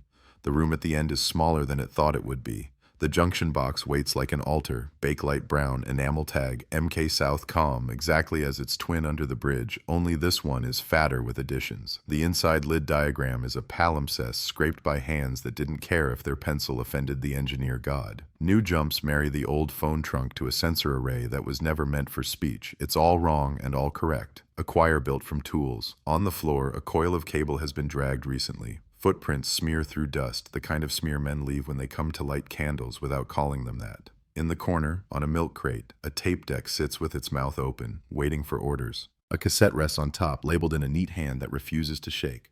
Audio 41. Kang's unwavering, even into obsession. Ji-won slides the cassette in and turns the wheel with 2 teeth of motion. The intimacy of a ritual she didn't know she knew. Play clicks. Sound unfurls. Kang's voice, younger by exactly the number of years it takes to ruin an honest man, speaks into the room. Field, March 11, 2346. The note is lower tonight. The deck answered itself when the rain hit the weld. He clears his throat. The noise feels like grief folded small. She said bridge. I played it back. The bridge said bridge back. That's a loop, but it isn't only a loop. Resonance carries shape. Shape tries to be mouth. He inhales like a diver. I can hear words where there are none. Or there are words where a city would prefer none. I don't know how to write that in a report. Footsteps overhead cut the tape like a knife. Men on the slab. The chain creaks. The forklift grunts. Something heavy skids and stops. Ledgerman. Lower. The slab whispers as it descends into the rectangle, sealing light from the hole like a stage closing its mouth on a bad act. They're going to box the room again, cement their heritage substrate, and call it safety. Ji-won kills the tape and pockets it, her body suddenly a museum of other people's truth. She yanks open the junction lid, lifts her phone, hits record, and lets the graph scrawl its frantic EKG as the hum swells. 43 spikes, 27 thickens, 61 wakes. Underneath, a human bandwidth shivers. She says into it, Room 407, Ji-won, South Arch, Yard C. And the microphone hears her, and the room hears that the microphone hears her, and the hum answers with a distortion that bends her name into the same shape a payphone made 24 years ago when it refused to send a call where it couldn't be answered.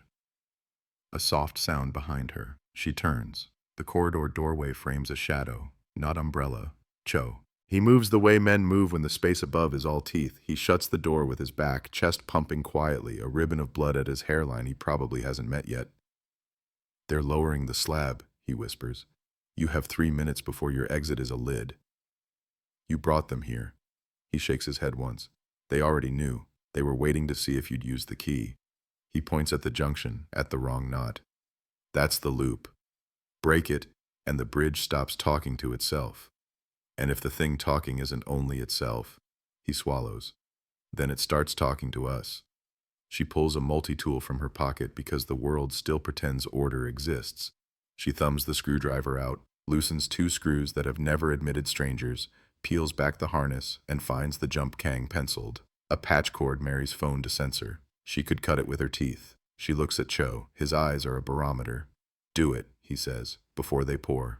The slab hisses lower, chains complaining. Dust falls from the ceiling and a delicate end-of-world snow. She slips the driver under the little black tongue of plastic and pries. The connector pops free with a sound too quiet for history. The hum stumbles, recovers, changes key. 43 dips, 27 climbs, 61 smears like a finger over wet ink. Above, shouts. Ledger loses his pleasantness entirely. Hold it! He hears the note shift. He recognizes a server going offline when he hears it in steel. The forklift brakes squeal. The slab jerks. The chain sings alarm. The room exhales. Air moves in like a tide that had been delayed at a red light. In that new influx, the tape deck, mouth open, empty as a hand, clicks itself into life and whispers without tape, a whisper made of fans and bearings and grief. Back. And then, bridge. And then, like a woman's voice when a dryer stops roaring at last, room. 407. Ji-won closes her eyes because sometimes belief is best taken with your eyelids. We hear you, she says, and opens them again because belief without movement is superstition in nicer shoes. We have to go. Cho nods. She shoves the connector into her pocket like a stolen Sabbath and slaps the junction box shut. The corridor takes back its narrowness. Dust threads the light, making the room visible for the first time as a body. Scarred, patched, functional in ways it was never born for. They run. The door gives them its reluctant inch, then a second. The slab is coming down. It is the lid on an old mouth being forced to stop singing. Cho takes the handle with both hands and pulls. Ji-won pushes from below. The gap grudges a hand's width, then two. "Move," he says, and lifts the door with a sound a throat makes to forgive. She goes first, shoulders scraping paint, a peel of old green smearing her coat like a blessing that won't wash out. She hauls, then turns and reaches for him. His fingers slide into her wrist like a lock remembering a key. She pulls. Above, boots stamp. A face leans over the pit's edge, umbrella silhouette without the cause, eyes like windows nobody lives behind. "Detective," Ledger calls. And the politeness has gone where rainwater goes, into places without names. "That door will not close if you leave it open." She gets Cho through with a final wrench as the slab kisses the timbers with a sound like a promise no one intends to keep. They tumble onto gravel and become the kind of animals people always secretly are when metal tries to learn language. She shoves the door with a boot and hears the lock close on the wrong side, the key laughing in her pocket like a child who doesn't know how close it came to the river. Men move, umbrellas flare, voices climb into commands. Ji-won runs the way bridges are meant for, across instead of into. Cho keeps pace, an old maintenance man with the form of an athlete who never had a coach. They don't aim for the gate. They aim for the dark between stacks, for the crane skeleton, for the hole in the fence that grass pretends to sow. A flashlight spears past, a shout, a whistle. The forklift lurches, then stalls, a machine refusing complicity. Beyond the fence, the city makes itself small to let them through. They pour into it. Tires hiss on wet asphalt. A dog barks. A neon sign insists noodles are hot even at midnight. Behind them, Yard C hums a note that can't decide if it's warning or relief. Ji-won stumbles to a stop under a canopy that sells umbrellas for coin and decides she won't buy one. Cho leans one hand on the pole and laughs once, ugly and holy. "You cut it," he says. "I cut a loop," she says. "Loops grow back." He nods. He knows about growth without permission. "The tapes?" "Some." She pats her coat.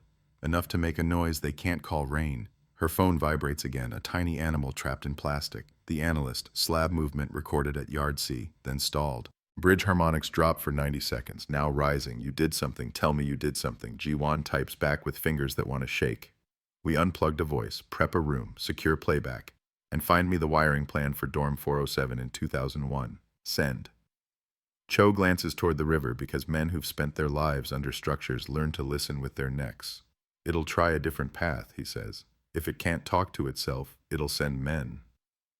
"They were always men," she says, and watches the street where umbrellas breed like thoughts people don't claim out loud.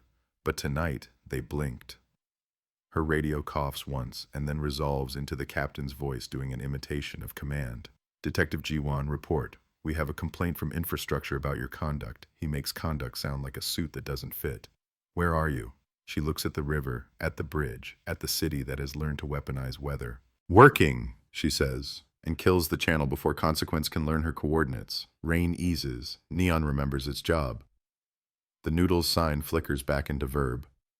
Cho touches the cut on his head and finally registers it. His fingers come away red and human. He looks at her like an oath might be contagious if he stands too close. "You'll go back under," he says, not asking. "Not yet."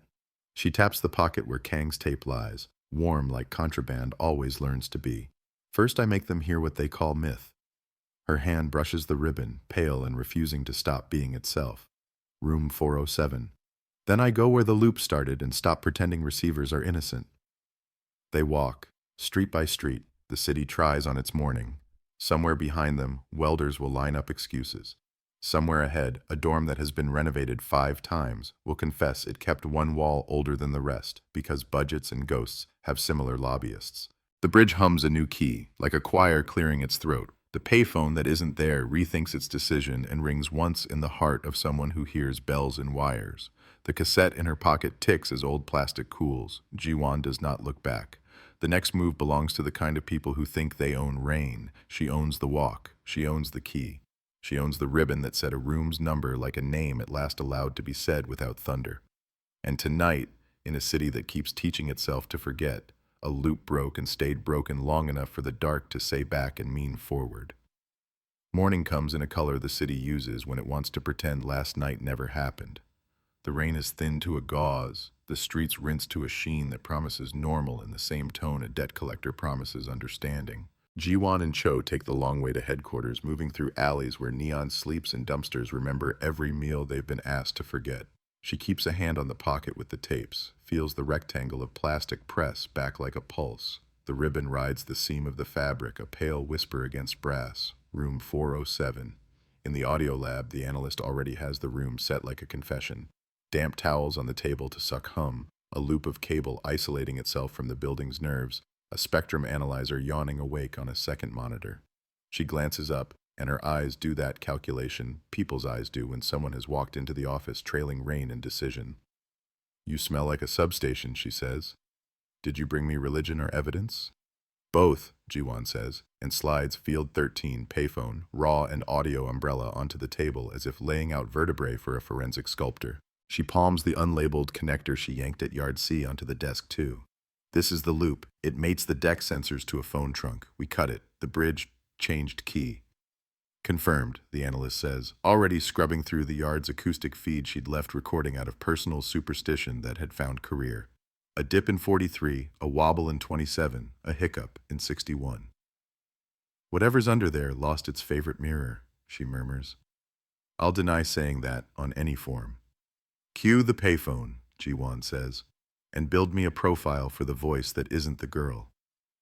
They kill the overhead fluorescents and let the screens wash the room in blue. The tape eats the heads like it's hungry for the privilege.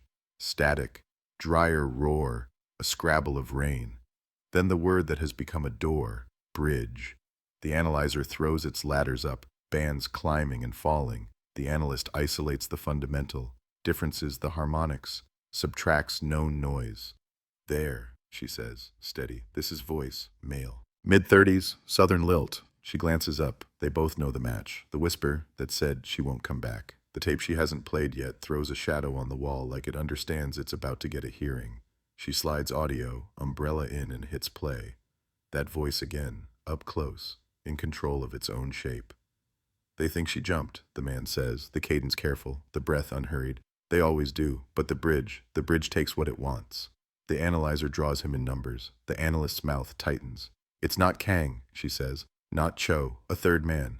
The timbre is too clean. No smoker's rasp, no labor grit, office lungs, field shoes." "I want a face," Jiwon says. "I want jurisdiction," the analyst says, deadpan, and taps a key. "I'll cross-match public service rosters for out-of-district transfers with Busan origins and procurement logs that show umbrella purchases during dry months. Pray for duplicates." Internal Affairs calls twice while the spectrums draw their fingerprints. Jiwon ignores the phone and watches the graph breathe. The captain leaves a message with the heavy patience that says, "I am trying not to bark," and gives up with a sigh she files away as a sound for later. A family liaison text. "Mother asked if she can see you. She heard about the car." The text sits on the edge of the screen like a glass you know you will knock over if you pretend you won't. They pull the building plans up next. The dorm, circa 2001, lives in a scanned PDF that looks like it has spent too long in a drawer under a coffee cup.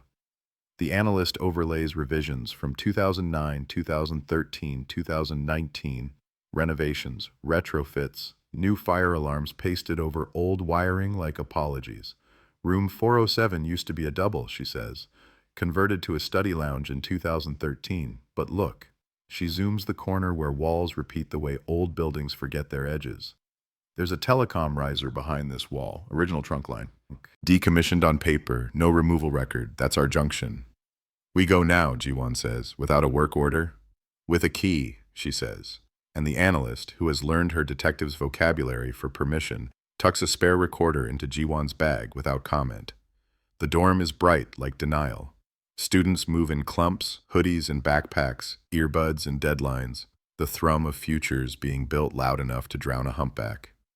A cleaning cart squeaks past, the universal song of places that serve the public and need to cough to remind you they exist. Room 407 is a glass-fronted study lounge with a whiteboard full of chemistry time signatures and someone's sticky note declaring you can do it in a hand that might be an ant's. The back wall is a smooth plaster confidence, a rectangle of paint just a shade off the rest where someone saved money during the last facelift. Behind it, the riser waits with the patience of stone. She flashes a badge at a supervisor who wears his keys like medals. Leak, she says. Telecom, we need the panel. The man shrugs in the resigned way of a person who understands that leaks are nouns that outrank titles. They move the whiteboard, roll the study tables out, peel back the painted-over panel screws like you remove stitches. The circle of curious students tightens and then retreats when they catch the look on Ji-won's face that says, "This is surgery, not theater." The last screw gives. The panel sticks. She edges the blade under the paint lip and hears the small ksht of adhesion surrendering to the one force the city still respects, insistence. Behind the wall, the riser sighs open into a vertical throat lined with cables and colors that mean things to men who kiss their wives with a mouth that tastes of dust. Some runs are fresh, shrink-sleeved, labeled with barcodes. Some are old, cloth-wrapped, frayed in the way that matches old photographs of men in hard hats smoking with their feet in holes. At eye level, a junction box sits with a Bakelite faceplate older than some of the students' parents, stenciled on the enamel, "Dorm Phones, North Stack." Below it, a second plate, newer, slapped on with a contempt that reads as poetry once you've learned the dialect. MK, South Aux. The same paint, the same hand as Yard C's tag. Someone married the dorm to the bridge here, in the footsteps of sleep. She unscrews the plate. The nest inside is what you expect when the past is asked to talk to the present. Twist caps, wire nuts, a nest of pear colors that would break an amateur. But someone has been in here since 2001. A jump straddles 2 terminal blocks with a neat bit of solder, professional profanity made permanent. A connector, just like the one in her pocket, sits in the line like an extra vertebra. She takes a photo. The analyst leans in, pupils wide. "Same loop," she says. "Kill power to the aux," Ji-won says. The supervisor calls his man downstairs. 10 minutes later, the building's phone system hiccups and rights itself, except here, where the auxiliary goes dark. The hum in the riser drops half a note. On the Spectrum app on Ji-won's phone, 43 relaxes. 27 rises for a breath, like a chest deciding whether to cry. 61 wavers and then steadies. The students in the doorway don't hear it. A girl in a hoodie does. She shivers, looks at her coffee as if it made a noise it shouldn't. Ji-won unseats the connector with the same careful sin she committed in the yard. It pops, small and final. Something in the building exhales. In the corridor, a payphone that was removed in 2011 rings in everyone's memory one time, the way phantom limbs itch on rain days. "Record," she says. They let the room listen. It says nothing at first. Then it says the thing emptiness says when you take away its favorite furniture. It creaks. The riser groans, not with heat, not with mice, but with a load shift that has learned not to spook the living. The analyzer shows a thin line at 43, and even thinner at 27, and nothing where 61 like to sing. Good, or bad, or simply different. Her phone vibrates. The analyst's map updates with a smear of color. South Arch dropping, Yard C stable, minor spike downtown. Ji-won checks the legend. The spike sits under Municipal Infrastructure Office. The men with umbrellas aren't in the rain anymore. They're at their desks listening with devices that don't have to get wet to be complicit. Internal Affairs picks that exact minute to arrive. 2 suits, one eager and one tired, drip water onto a linoleum floor that used to be tile. "Detective?" the eager one says, his smile a cooler's worth of canned politeness. "What exactly are you doing to university property?" "Fixing a leak," she says, and tries on her captain's patience just to see if it fits. It doesn't. She discards it. "We've had complaints," Tired says. "Infrastructure is concerned about your..." He looks at the word in his notes. "Interventions. Tell infrastructure to bring a ladder and a conscience," she says, and the eager suit draws breath to be offended until he sees the students watching, phones ready to make accountability go viral. The lab calls. They have a face. The algorithm chewed through rosters and procurement and overtime logs and spit out a clean man with a clean badge. Shin Kyung-jun, Infrastructure Inspector 2, transferred from Busan in 1999. Umbrella expenses filed in August, Septembers, and the occasional May that didn't rain. The face fits the gait, neat, forgettable, a shape function hired again and again because public fear responds well to circles held above heads. "Where is he now?" Ji-won asks. "At his desk," the analyst says. Which is to say, not at his desk. His swipe out was at 0412. "Put his photo on the screen in the lobby," she says. "Then forget you did." She ends the call and finally texts the family liaison. "Tell mother I'm coming after this. Tell her I have something of her daughter's." She touches the ribbon in her pocket and feels the ink again, the number like a hand on a door. They close the panel, leave the connector out, tape the plate with a strip of evidence seal that says "Do not touch" in a bureaucratic red that always makes people want to touch. As they walk out, a boy with sleep carved under his eyes bows without thinking and then flushes because he has just bowed to a detective and a legend at the same time, and neither are comfortable clothes for a 19-year-old. She bows back anyway because sometimes you have to rescue the dignity you interrupt. Outside, the weather can't decide which city to be. The sky shows a thin vein of blue like mercy. The river picks it up and pretends it has always been lenient. Ji-won's phone buzzes again. Cho, borrowed number. The text is short, the way texts get when someone is typing from a shoulder that hurts. They want the tapes tonight. 9 p.m. South Arch. Bring the loop. She looks at the connector. She looks at the bridge. She looks at the clock on the phone and thinks about theater and ritual, and the thing rituals are meant to keep from being named. They want the loop back, she says to the analyst. So, the bridge can talk to itself, the analyst says, as if the city is an organism that will go septic without its favorite whisper. Or so they can stage a miracle, Ji-won says. Solder the jump in public, call it safety, call it solved. She pictures umbrellas in a neat line, cameras, a ribbon cutting, the same pale ribbon she holds, two meanings arguing in one word. Ribbon of a blazer, ribbon on a ceremony, ribbons like bandages, ribbons like bleeds. In the visiting room, the mother sits with her hands folded around a thermos. Her hair is pinned too tight for grief. She stands when Ji-won enters, and for a second both women forget the choreography for this part, and then they remember enough not to ruin each other. Ji-won lays the ribbon on the table. The mother touches it with a finger so light even dust would not complain, and then with both hands, the way people touch a warm animal they were told was gone. Where? The mother asks, and doesn't finish the sentence. Under the bridge, Ji-won says, behind a door that forgot how to be closed. She doesn't say the rest. She doesn't say it said room 407. The mother nods like a person nods when a fact blackmails a memory into sitting up. My girl always tied her hair with a ribbon when it rained, she whispers. Said she didn't want the wind to take it before she got home. Ji-won doesn't cry, not because she's made an idol of hardness, but because the city has trained her to spend tears on mornings that don't smell like paperwork. There will be a thing tonight, she says. Men will try to make a bridge perform policy. I'm going to break their script. The mother's eyes, dark and bright in the way oceans are in books, lift and hold. Do not fall in, she says, not as instruction, but as a spell. We have lost enough to water. At 8:47 p.m., the South Arch looks like a stage. Floodlights, yellow tape, a podium some office ordered because a calendar said optics were due. A semi-opaque crowd of staffers in jackets that resist rain and responsibility. The men with umbrellas hold their circles above their heads, unlit halos waiting for the key light cue. Ledger Man stands at the microphone, tone tuned to concerned. We're here out of an abundance of caution, he says, and the phrase drips like formaldehyde. Cameras blink. Ji-won stands at the edge of the light with Cho, who has put a plaster on his hairline more as punctuation than as medicine. The connector is in her pocket.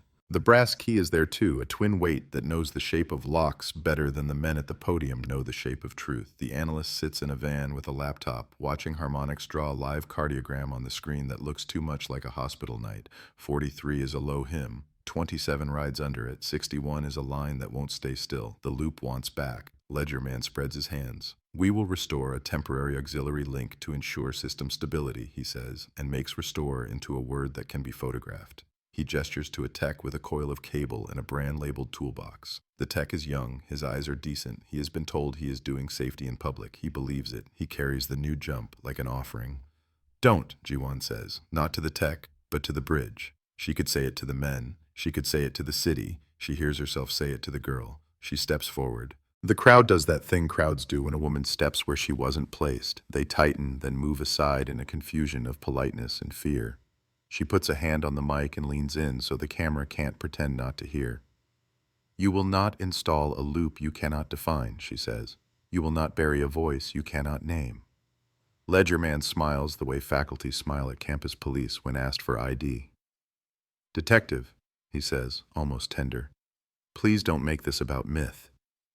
She takes the connector from her pocket and holds it up between thumb and forefinger like a fish hook. This, she says, is your myth. It married a dorm to a river to make a girl speak to herself. The crowd rustles. The word girl does the thing it always does to people in nice coats, makes them remember their own.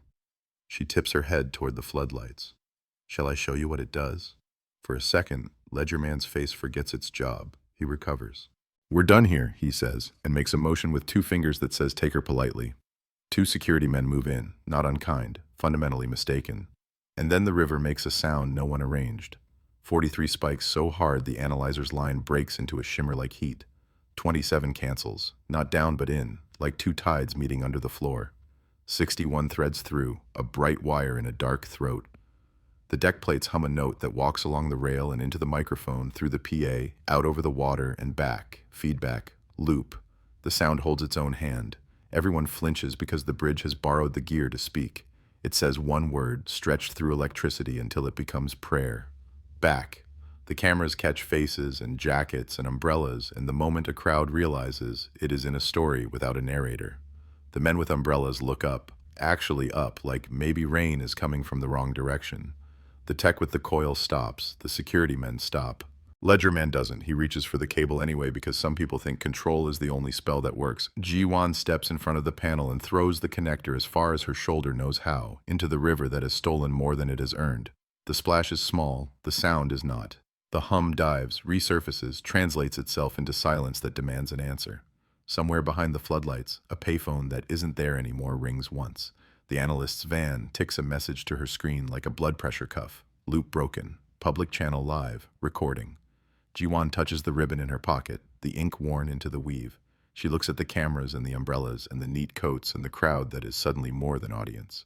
"You do not get to call it solved," she says. "Not while your foundation sings for hands that were never named.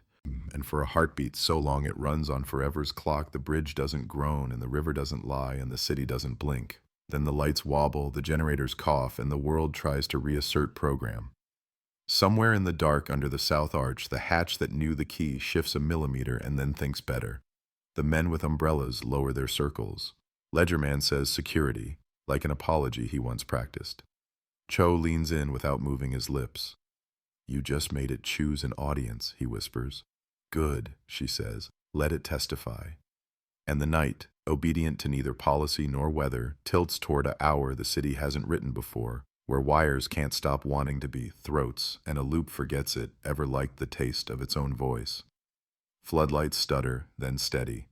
The crowd remembers how to breathe. The microphones hiss like they've been cuffed. Ledgerman's smile reassembles itself molecule by molecule, that careful public geometry. He leans into the podium and says nothing useful with great conviction. Security forms a polite wall without touching anyone. That's the trick. Pressure without fingerprints.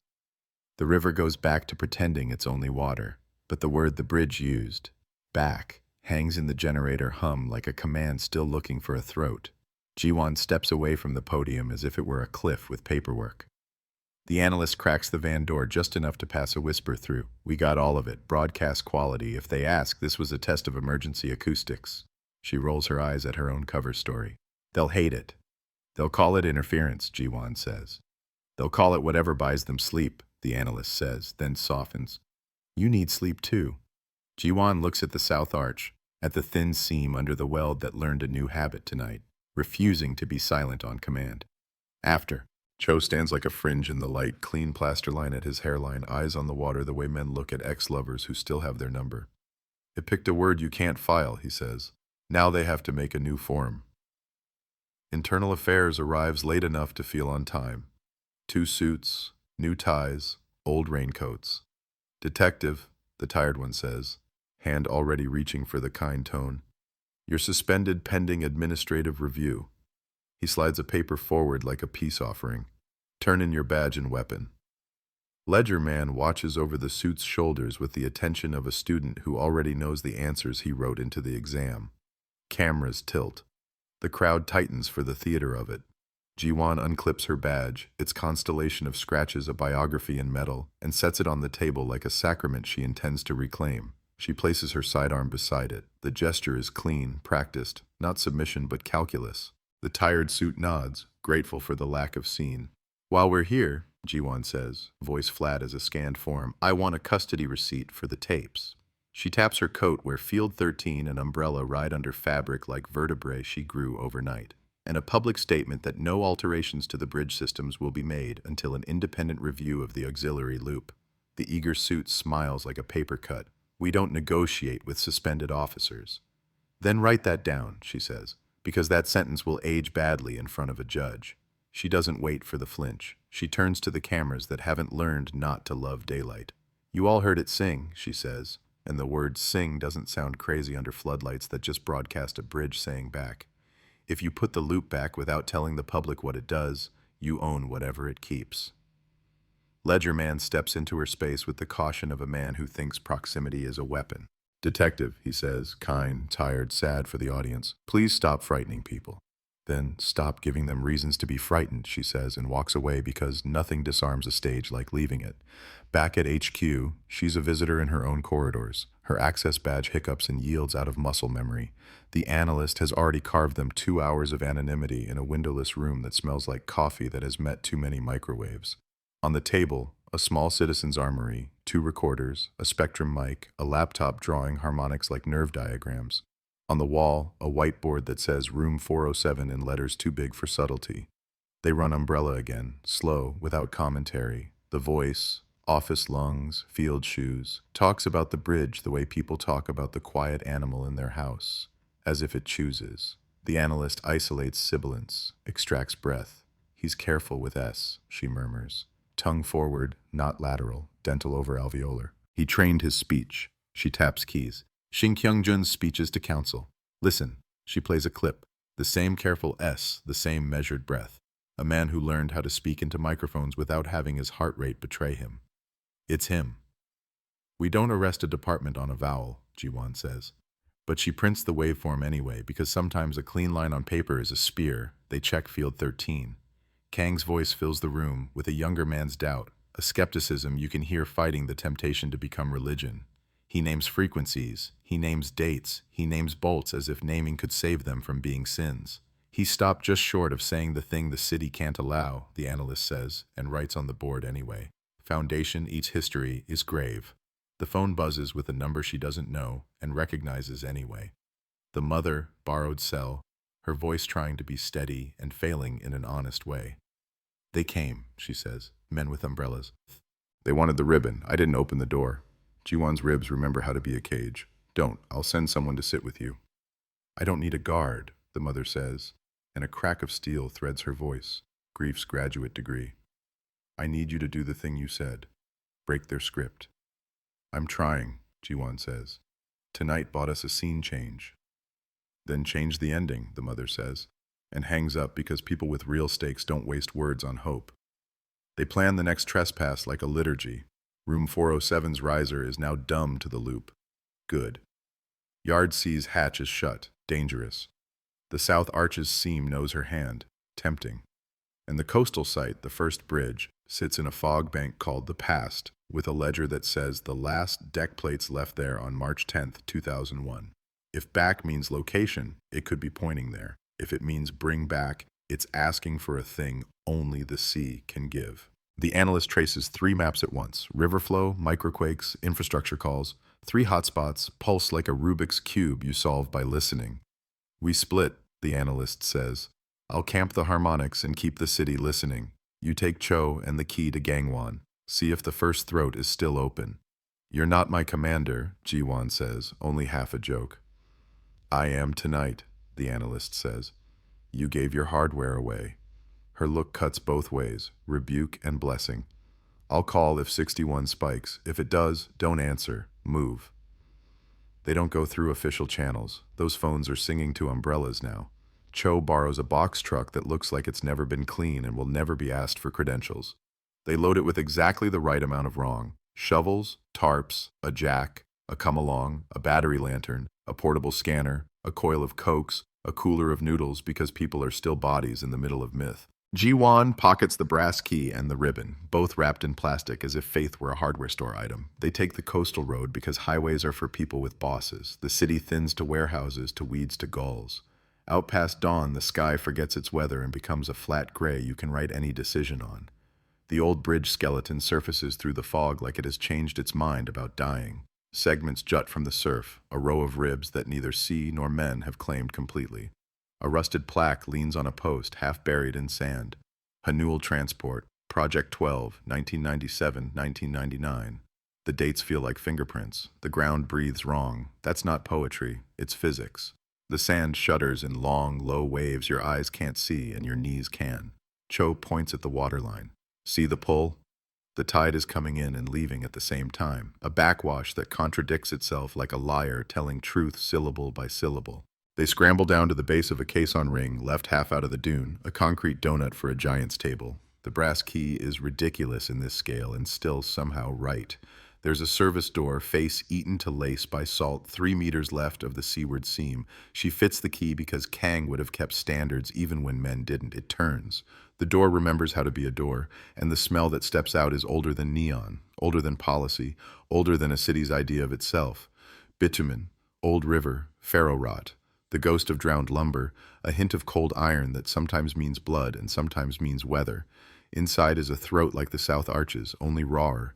The latter has had most of its skin rusted off. What remains is tendon. They go one at a time, the way you go into a place that would prefer not to be seen. The chamber at the bottom is a small square that thinks it's a lung. Pipes run through like veins.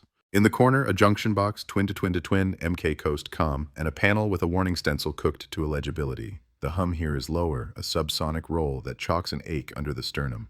27 lives here. 43 is a surfer passing through. Jiwon opens the panel. There's no loop, no married phone to censor, of course. Back before the city needed to hear itself sing, it only needed to stand. What's here instead is a coil of cable that's been cut clean and tucked in like a secret, a neat tie-off done by a hand that wasn't paid to be gentle. A tag dangles, the paper varnished with old oil. The ink is almost gone and still refuses to die. She reads it out loud. 407, dorm trunk. Joe swears softly in a language men use when no one will catch them. They built the marriage here, he says, then moved it inland. She pries the coil free. Something falls out from under it. A small, hard clatter that is not shell and not coin. It bounces, arcs under the lantern, skids to a stop against her boot. She picks it up. A key, brass, smaller, the bow stamped with numerals, 407. For a moment the sounds of the room retreat until they're only waking her heart. The ribbon in her pocket warms through plastic as if it recognizes the metal's shape. Room 407. A dorm door. A literal key, not metaphor, not hum, not function. Metal that opens human wood. They climb into the fog light and let the sea try to rewrite them.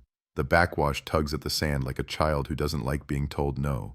Joe stands looking at the line where the water chooses to be border. Back, he says, and it isn't a question. You found the word spine. She looks at the key in her palm. It wants us to open something. It wants something opened, he says, and that's the grammar that matters. Her phone cuts the fog with a buzz, then two, then the steady shake of a map, panicking. The analyst, 61, spiking across the city. They're trying to loop from downtown. Public statement at 9. Infrastructure claims stabilization upgrade. Shin's face is on TV, smiling like a funerary director. A second message, do not come through the lobby, IA is waiting. Then we don't go through the lobby, Jiwon says. She pockets the dorm key. The brass key warms one pocket. The ribbon warms the other. The city warms nothing. We go to 407. Back in the truck, the tires bite wet gravel and then the long strip of asphalt that pretends to be a plan. They cut through back streets and under ramps, past noodle shops sweeping blessed rain away from doorways. Seoul lifts its lids at them and decides not to recognize their faces. They park behind the dorm, by an emergency door that has never been used for an emergency, pop it with a borrowed wedge, and smell a place that never stopped being 19. Detergent, printer toner, coffee that's lived several lives. Hope, cheap and loud. The fourth floor remembers them.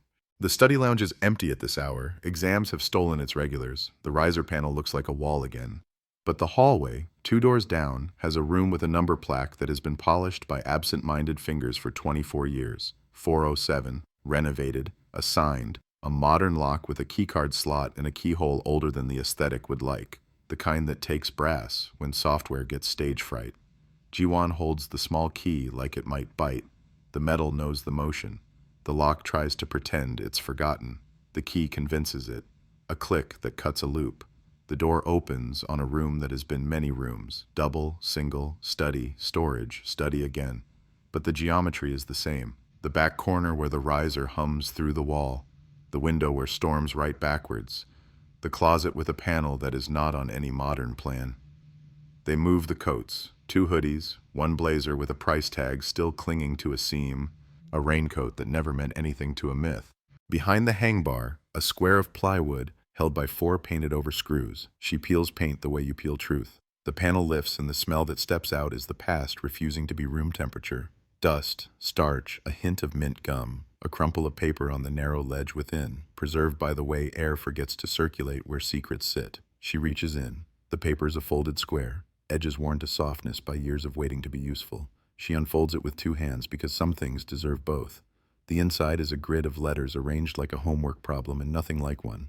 At the top, in the careful print of a girl who copied notes in 2 colors because looking neat felt like control. If I don't come back. Beneath, a simple cipher, a key, 407X back. A line of letters underlined 3 times. Hanul, MK South, door left of Weld. A final note, small, almost embarrassed to exist. Mom, I took the umbrella because the rain. I'll call. The last 2 words scratched harder, like they needed to be true so badly the pen dug for them. I'll call. For a second the room leans. The building, the city, the bridge. All the engineered certainty curves to make room for a 19-year-old writing down her emergency map as if logic could outwork fate. Ji-won hears the payphone ring that night, hears the dryers, hears the word bridge slip out and come back to kiss itself. She feels the small key in her palm like a second pulse. Back, Cho says again, almost reverent. She told us where, Ji-won says. They told us where, Kang, the hum, the ledger. But she told us first, and we never read it because we never opened the right door. The dorm window shows the city dragging itself toward another press conference. On a screen in a common room, Shin Kyung-jun's smile sells stabilization like a pill. The analyst's text arrives with a small ferocity. They're looping at 9 sharp. If they get the feed, the bridge will sing on their schedule. You have 40 minutes. Ji-won folds the note and tucks it with the ribbon and the key. All the words for back in one pocket. She turns to Cho. We cut their loop, again. But this time, we don't just unplug, we replace. With what? Her map, she says. If the bridge insists on being a mouth, we're going to teach it the right word. He looks at the riser at the closet, at the tiny square where 19-year-old handwriting survived a city's appetite. He grins with his own ferocity. Then let's give it a throat. They move, quick hands and quiet feet, threading a new line through the riser, bypassing the aux, killing the downtown kiss. The analyst guides them by phone, voice a metronome. Take the blue pair, she says, not the green. Marry it to the recorder input. If you do it right, the bridge will hear whatever you feed it on the old sensor channel. And if we do it wrong, Cho asks. You'll ring 1,000 microwaves, she says, and my coffee will explode. Please don't. They finish the jump and tape it in place with a strip of evidence seal because sometimes bureaucracy can be repurposed into magic. Ji-won sets Kang's Field 13 on the closet shelf and looks at the recorder like a bomb and a prayer. When they loop, she says, we play her. We play the bridge back to itself. Not the word they want, the word she left. Cho nods. And if Shin brings a cable cutter? Then he can explain on live TV why he's amputating a memorial, she says, and the sharpness in her voice could cut steel. The analyst's last text lands, 15 minutes, Shin on site, ledger at mic, 61 rising. Then, a second message, and detective, the mother is here, standing at the edge of the crowd, umbrella, no ribbon. A third, she looks like weather. Ji-won closes the closet. She locks the room with the key that has 407 on its face. She pockets brass and paper and promise. The city inhales, holds. The bridge hums, waiting to be told what to sing. And for the first time since a girl ran toward a footbridge through a storm and dialed a number that would not answer, the next note might belong to someone who earned it.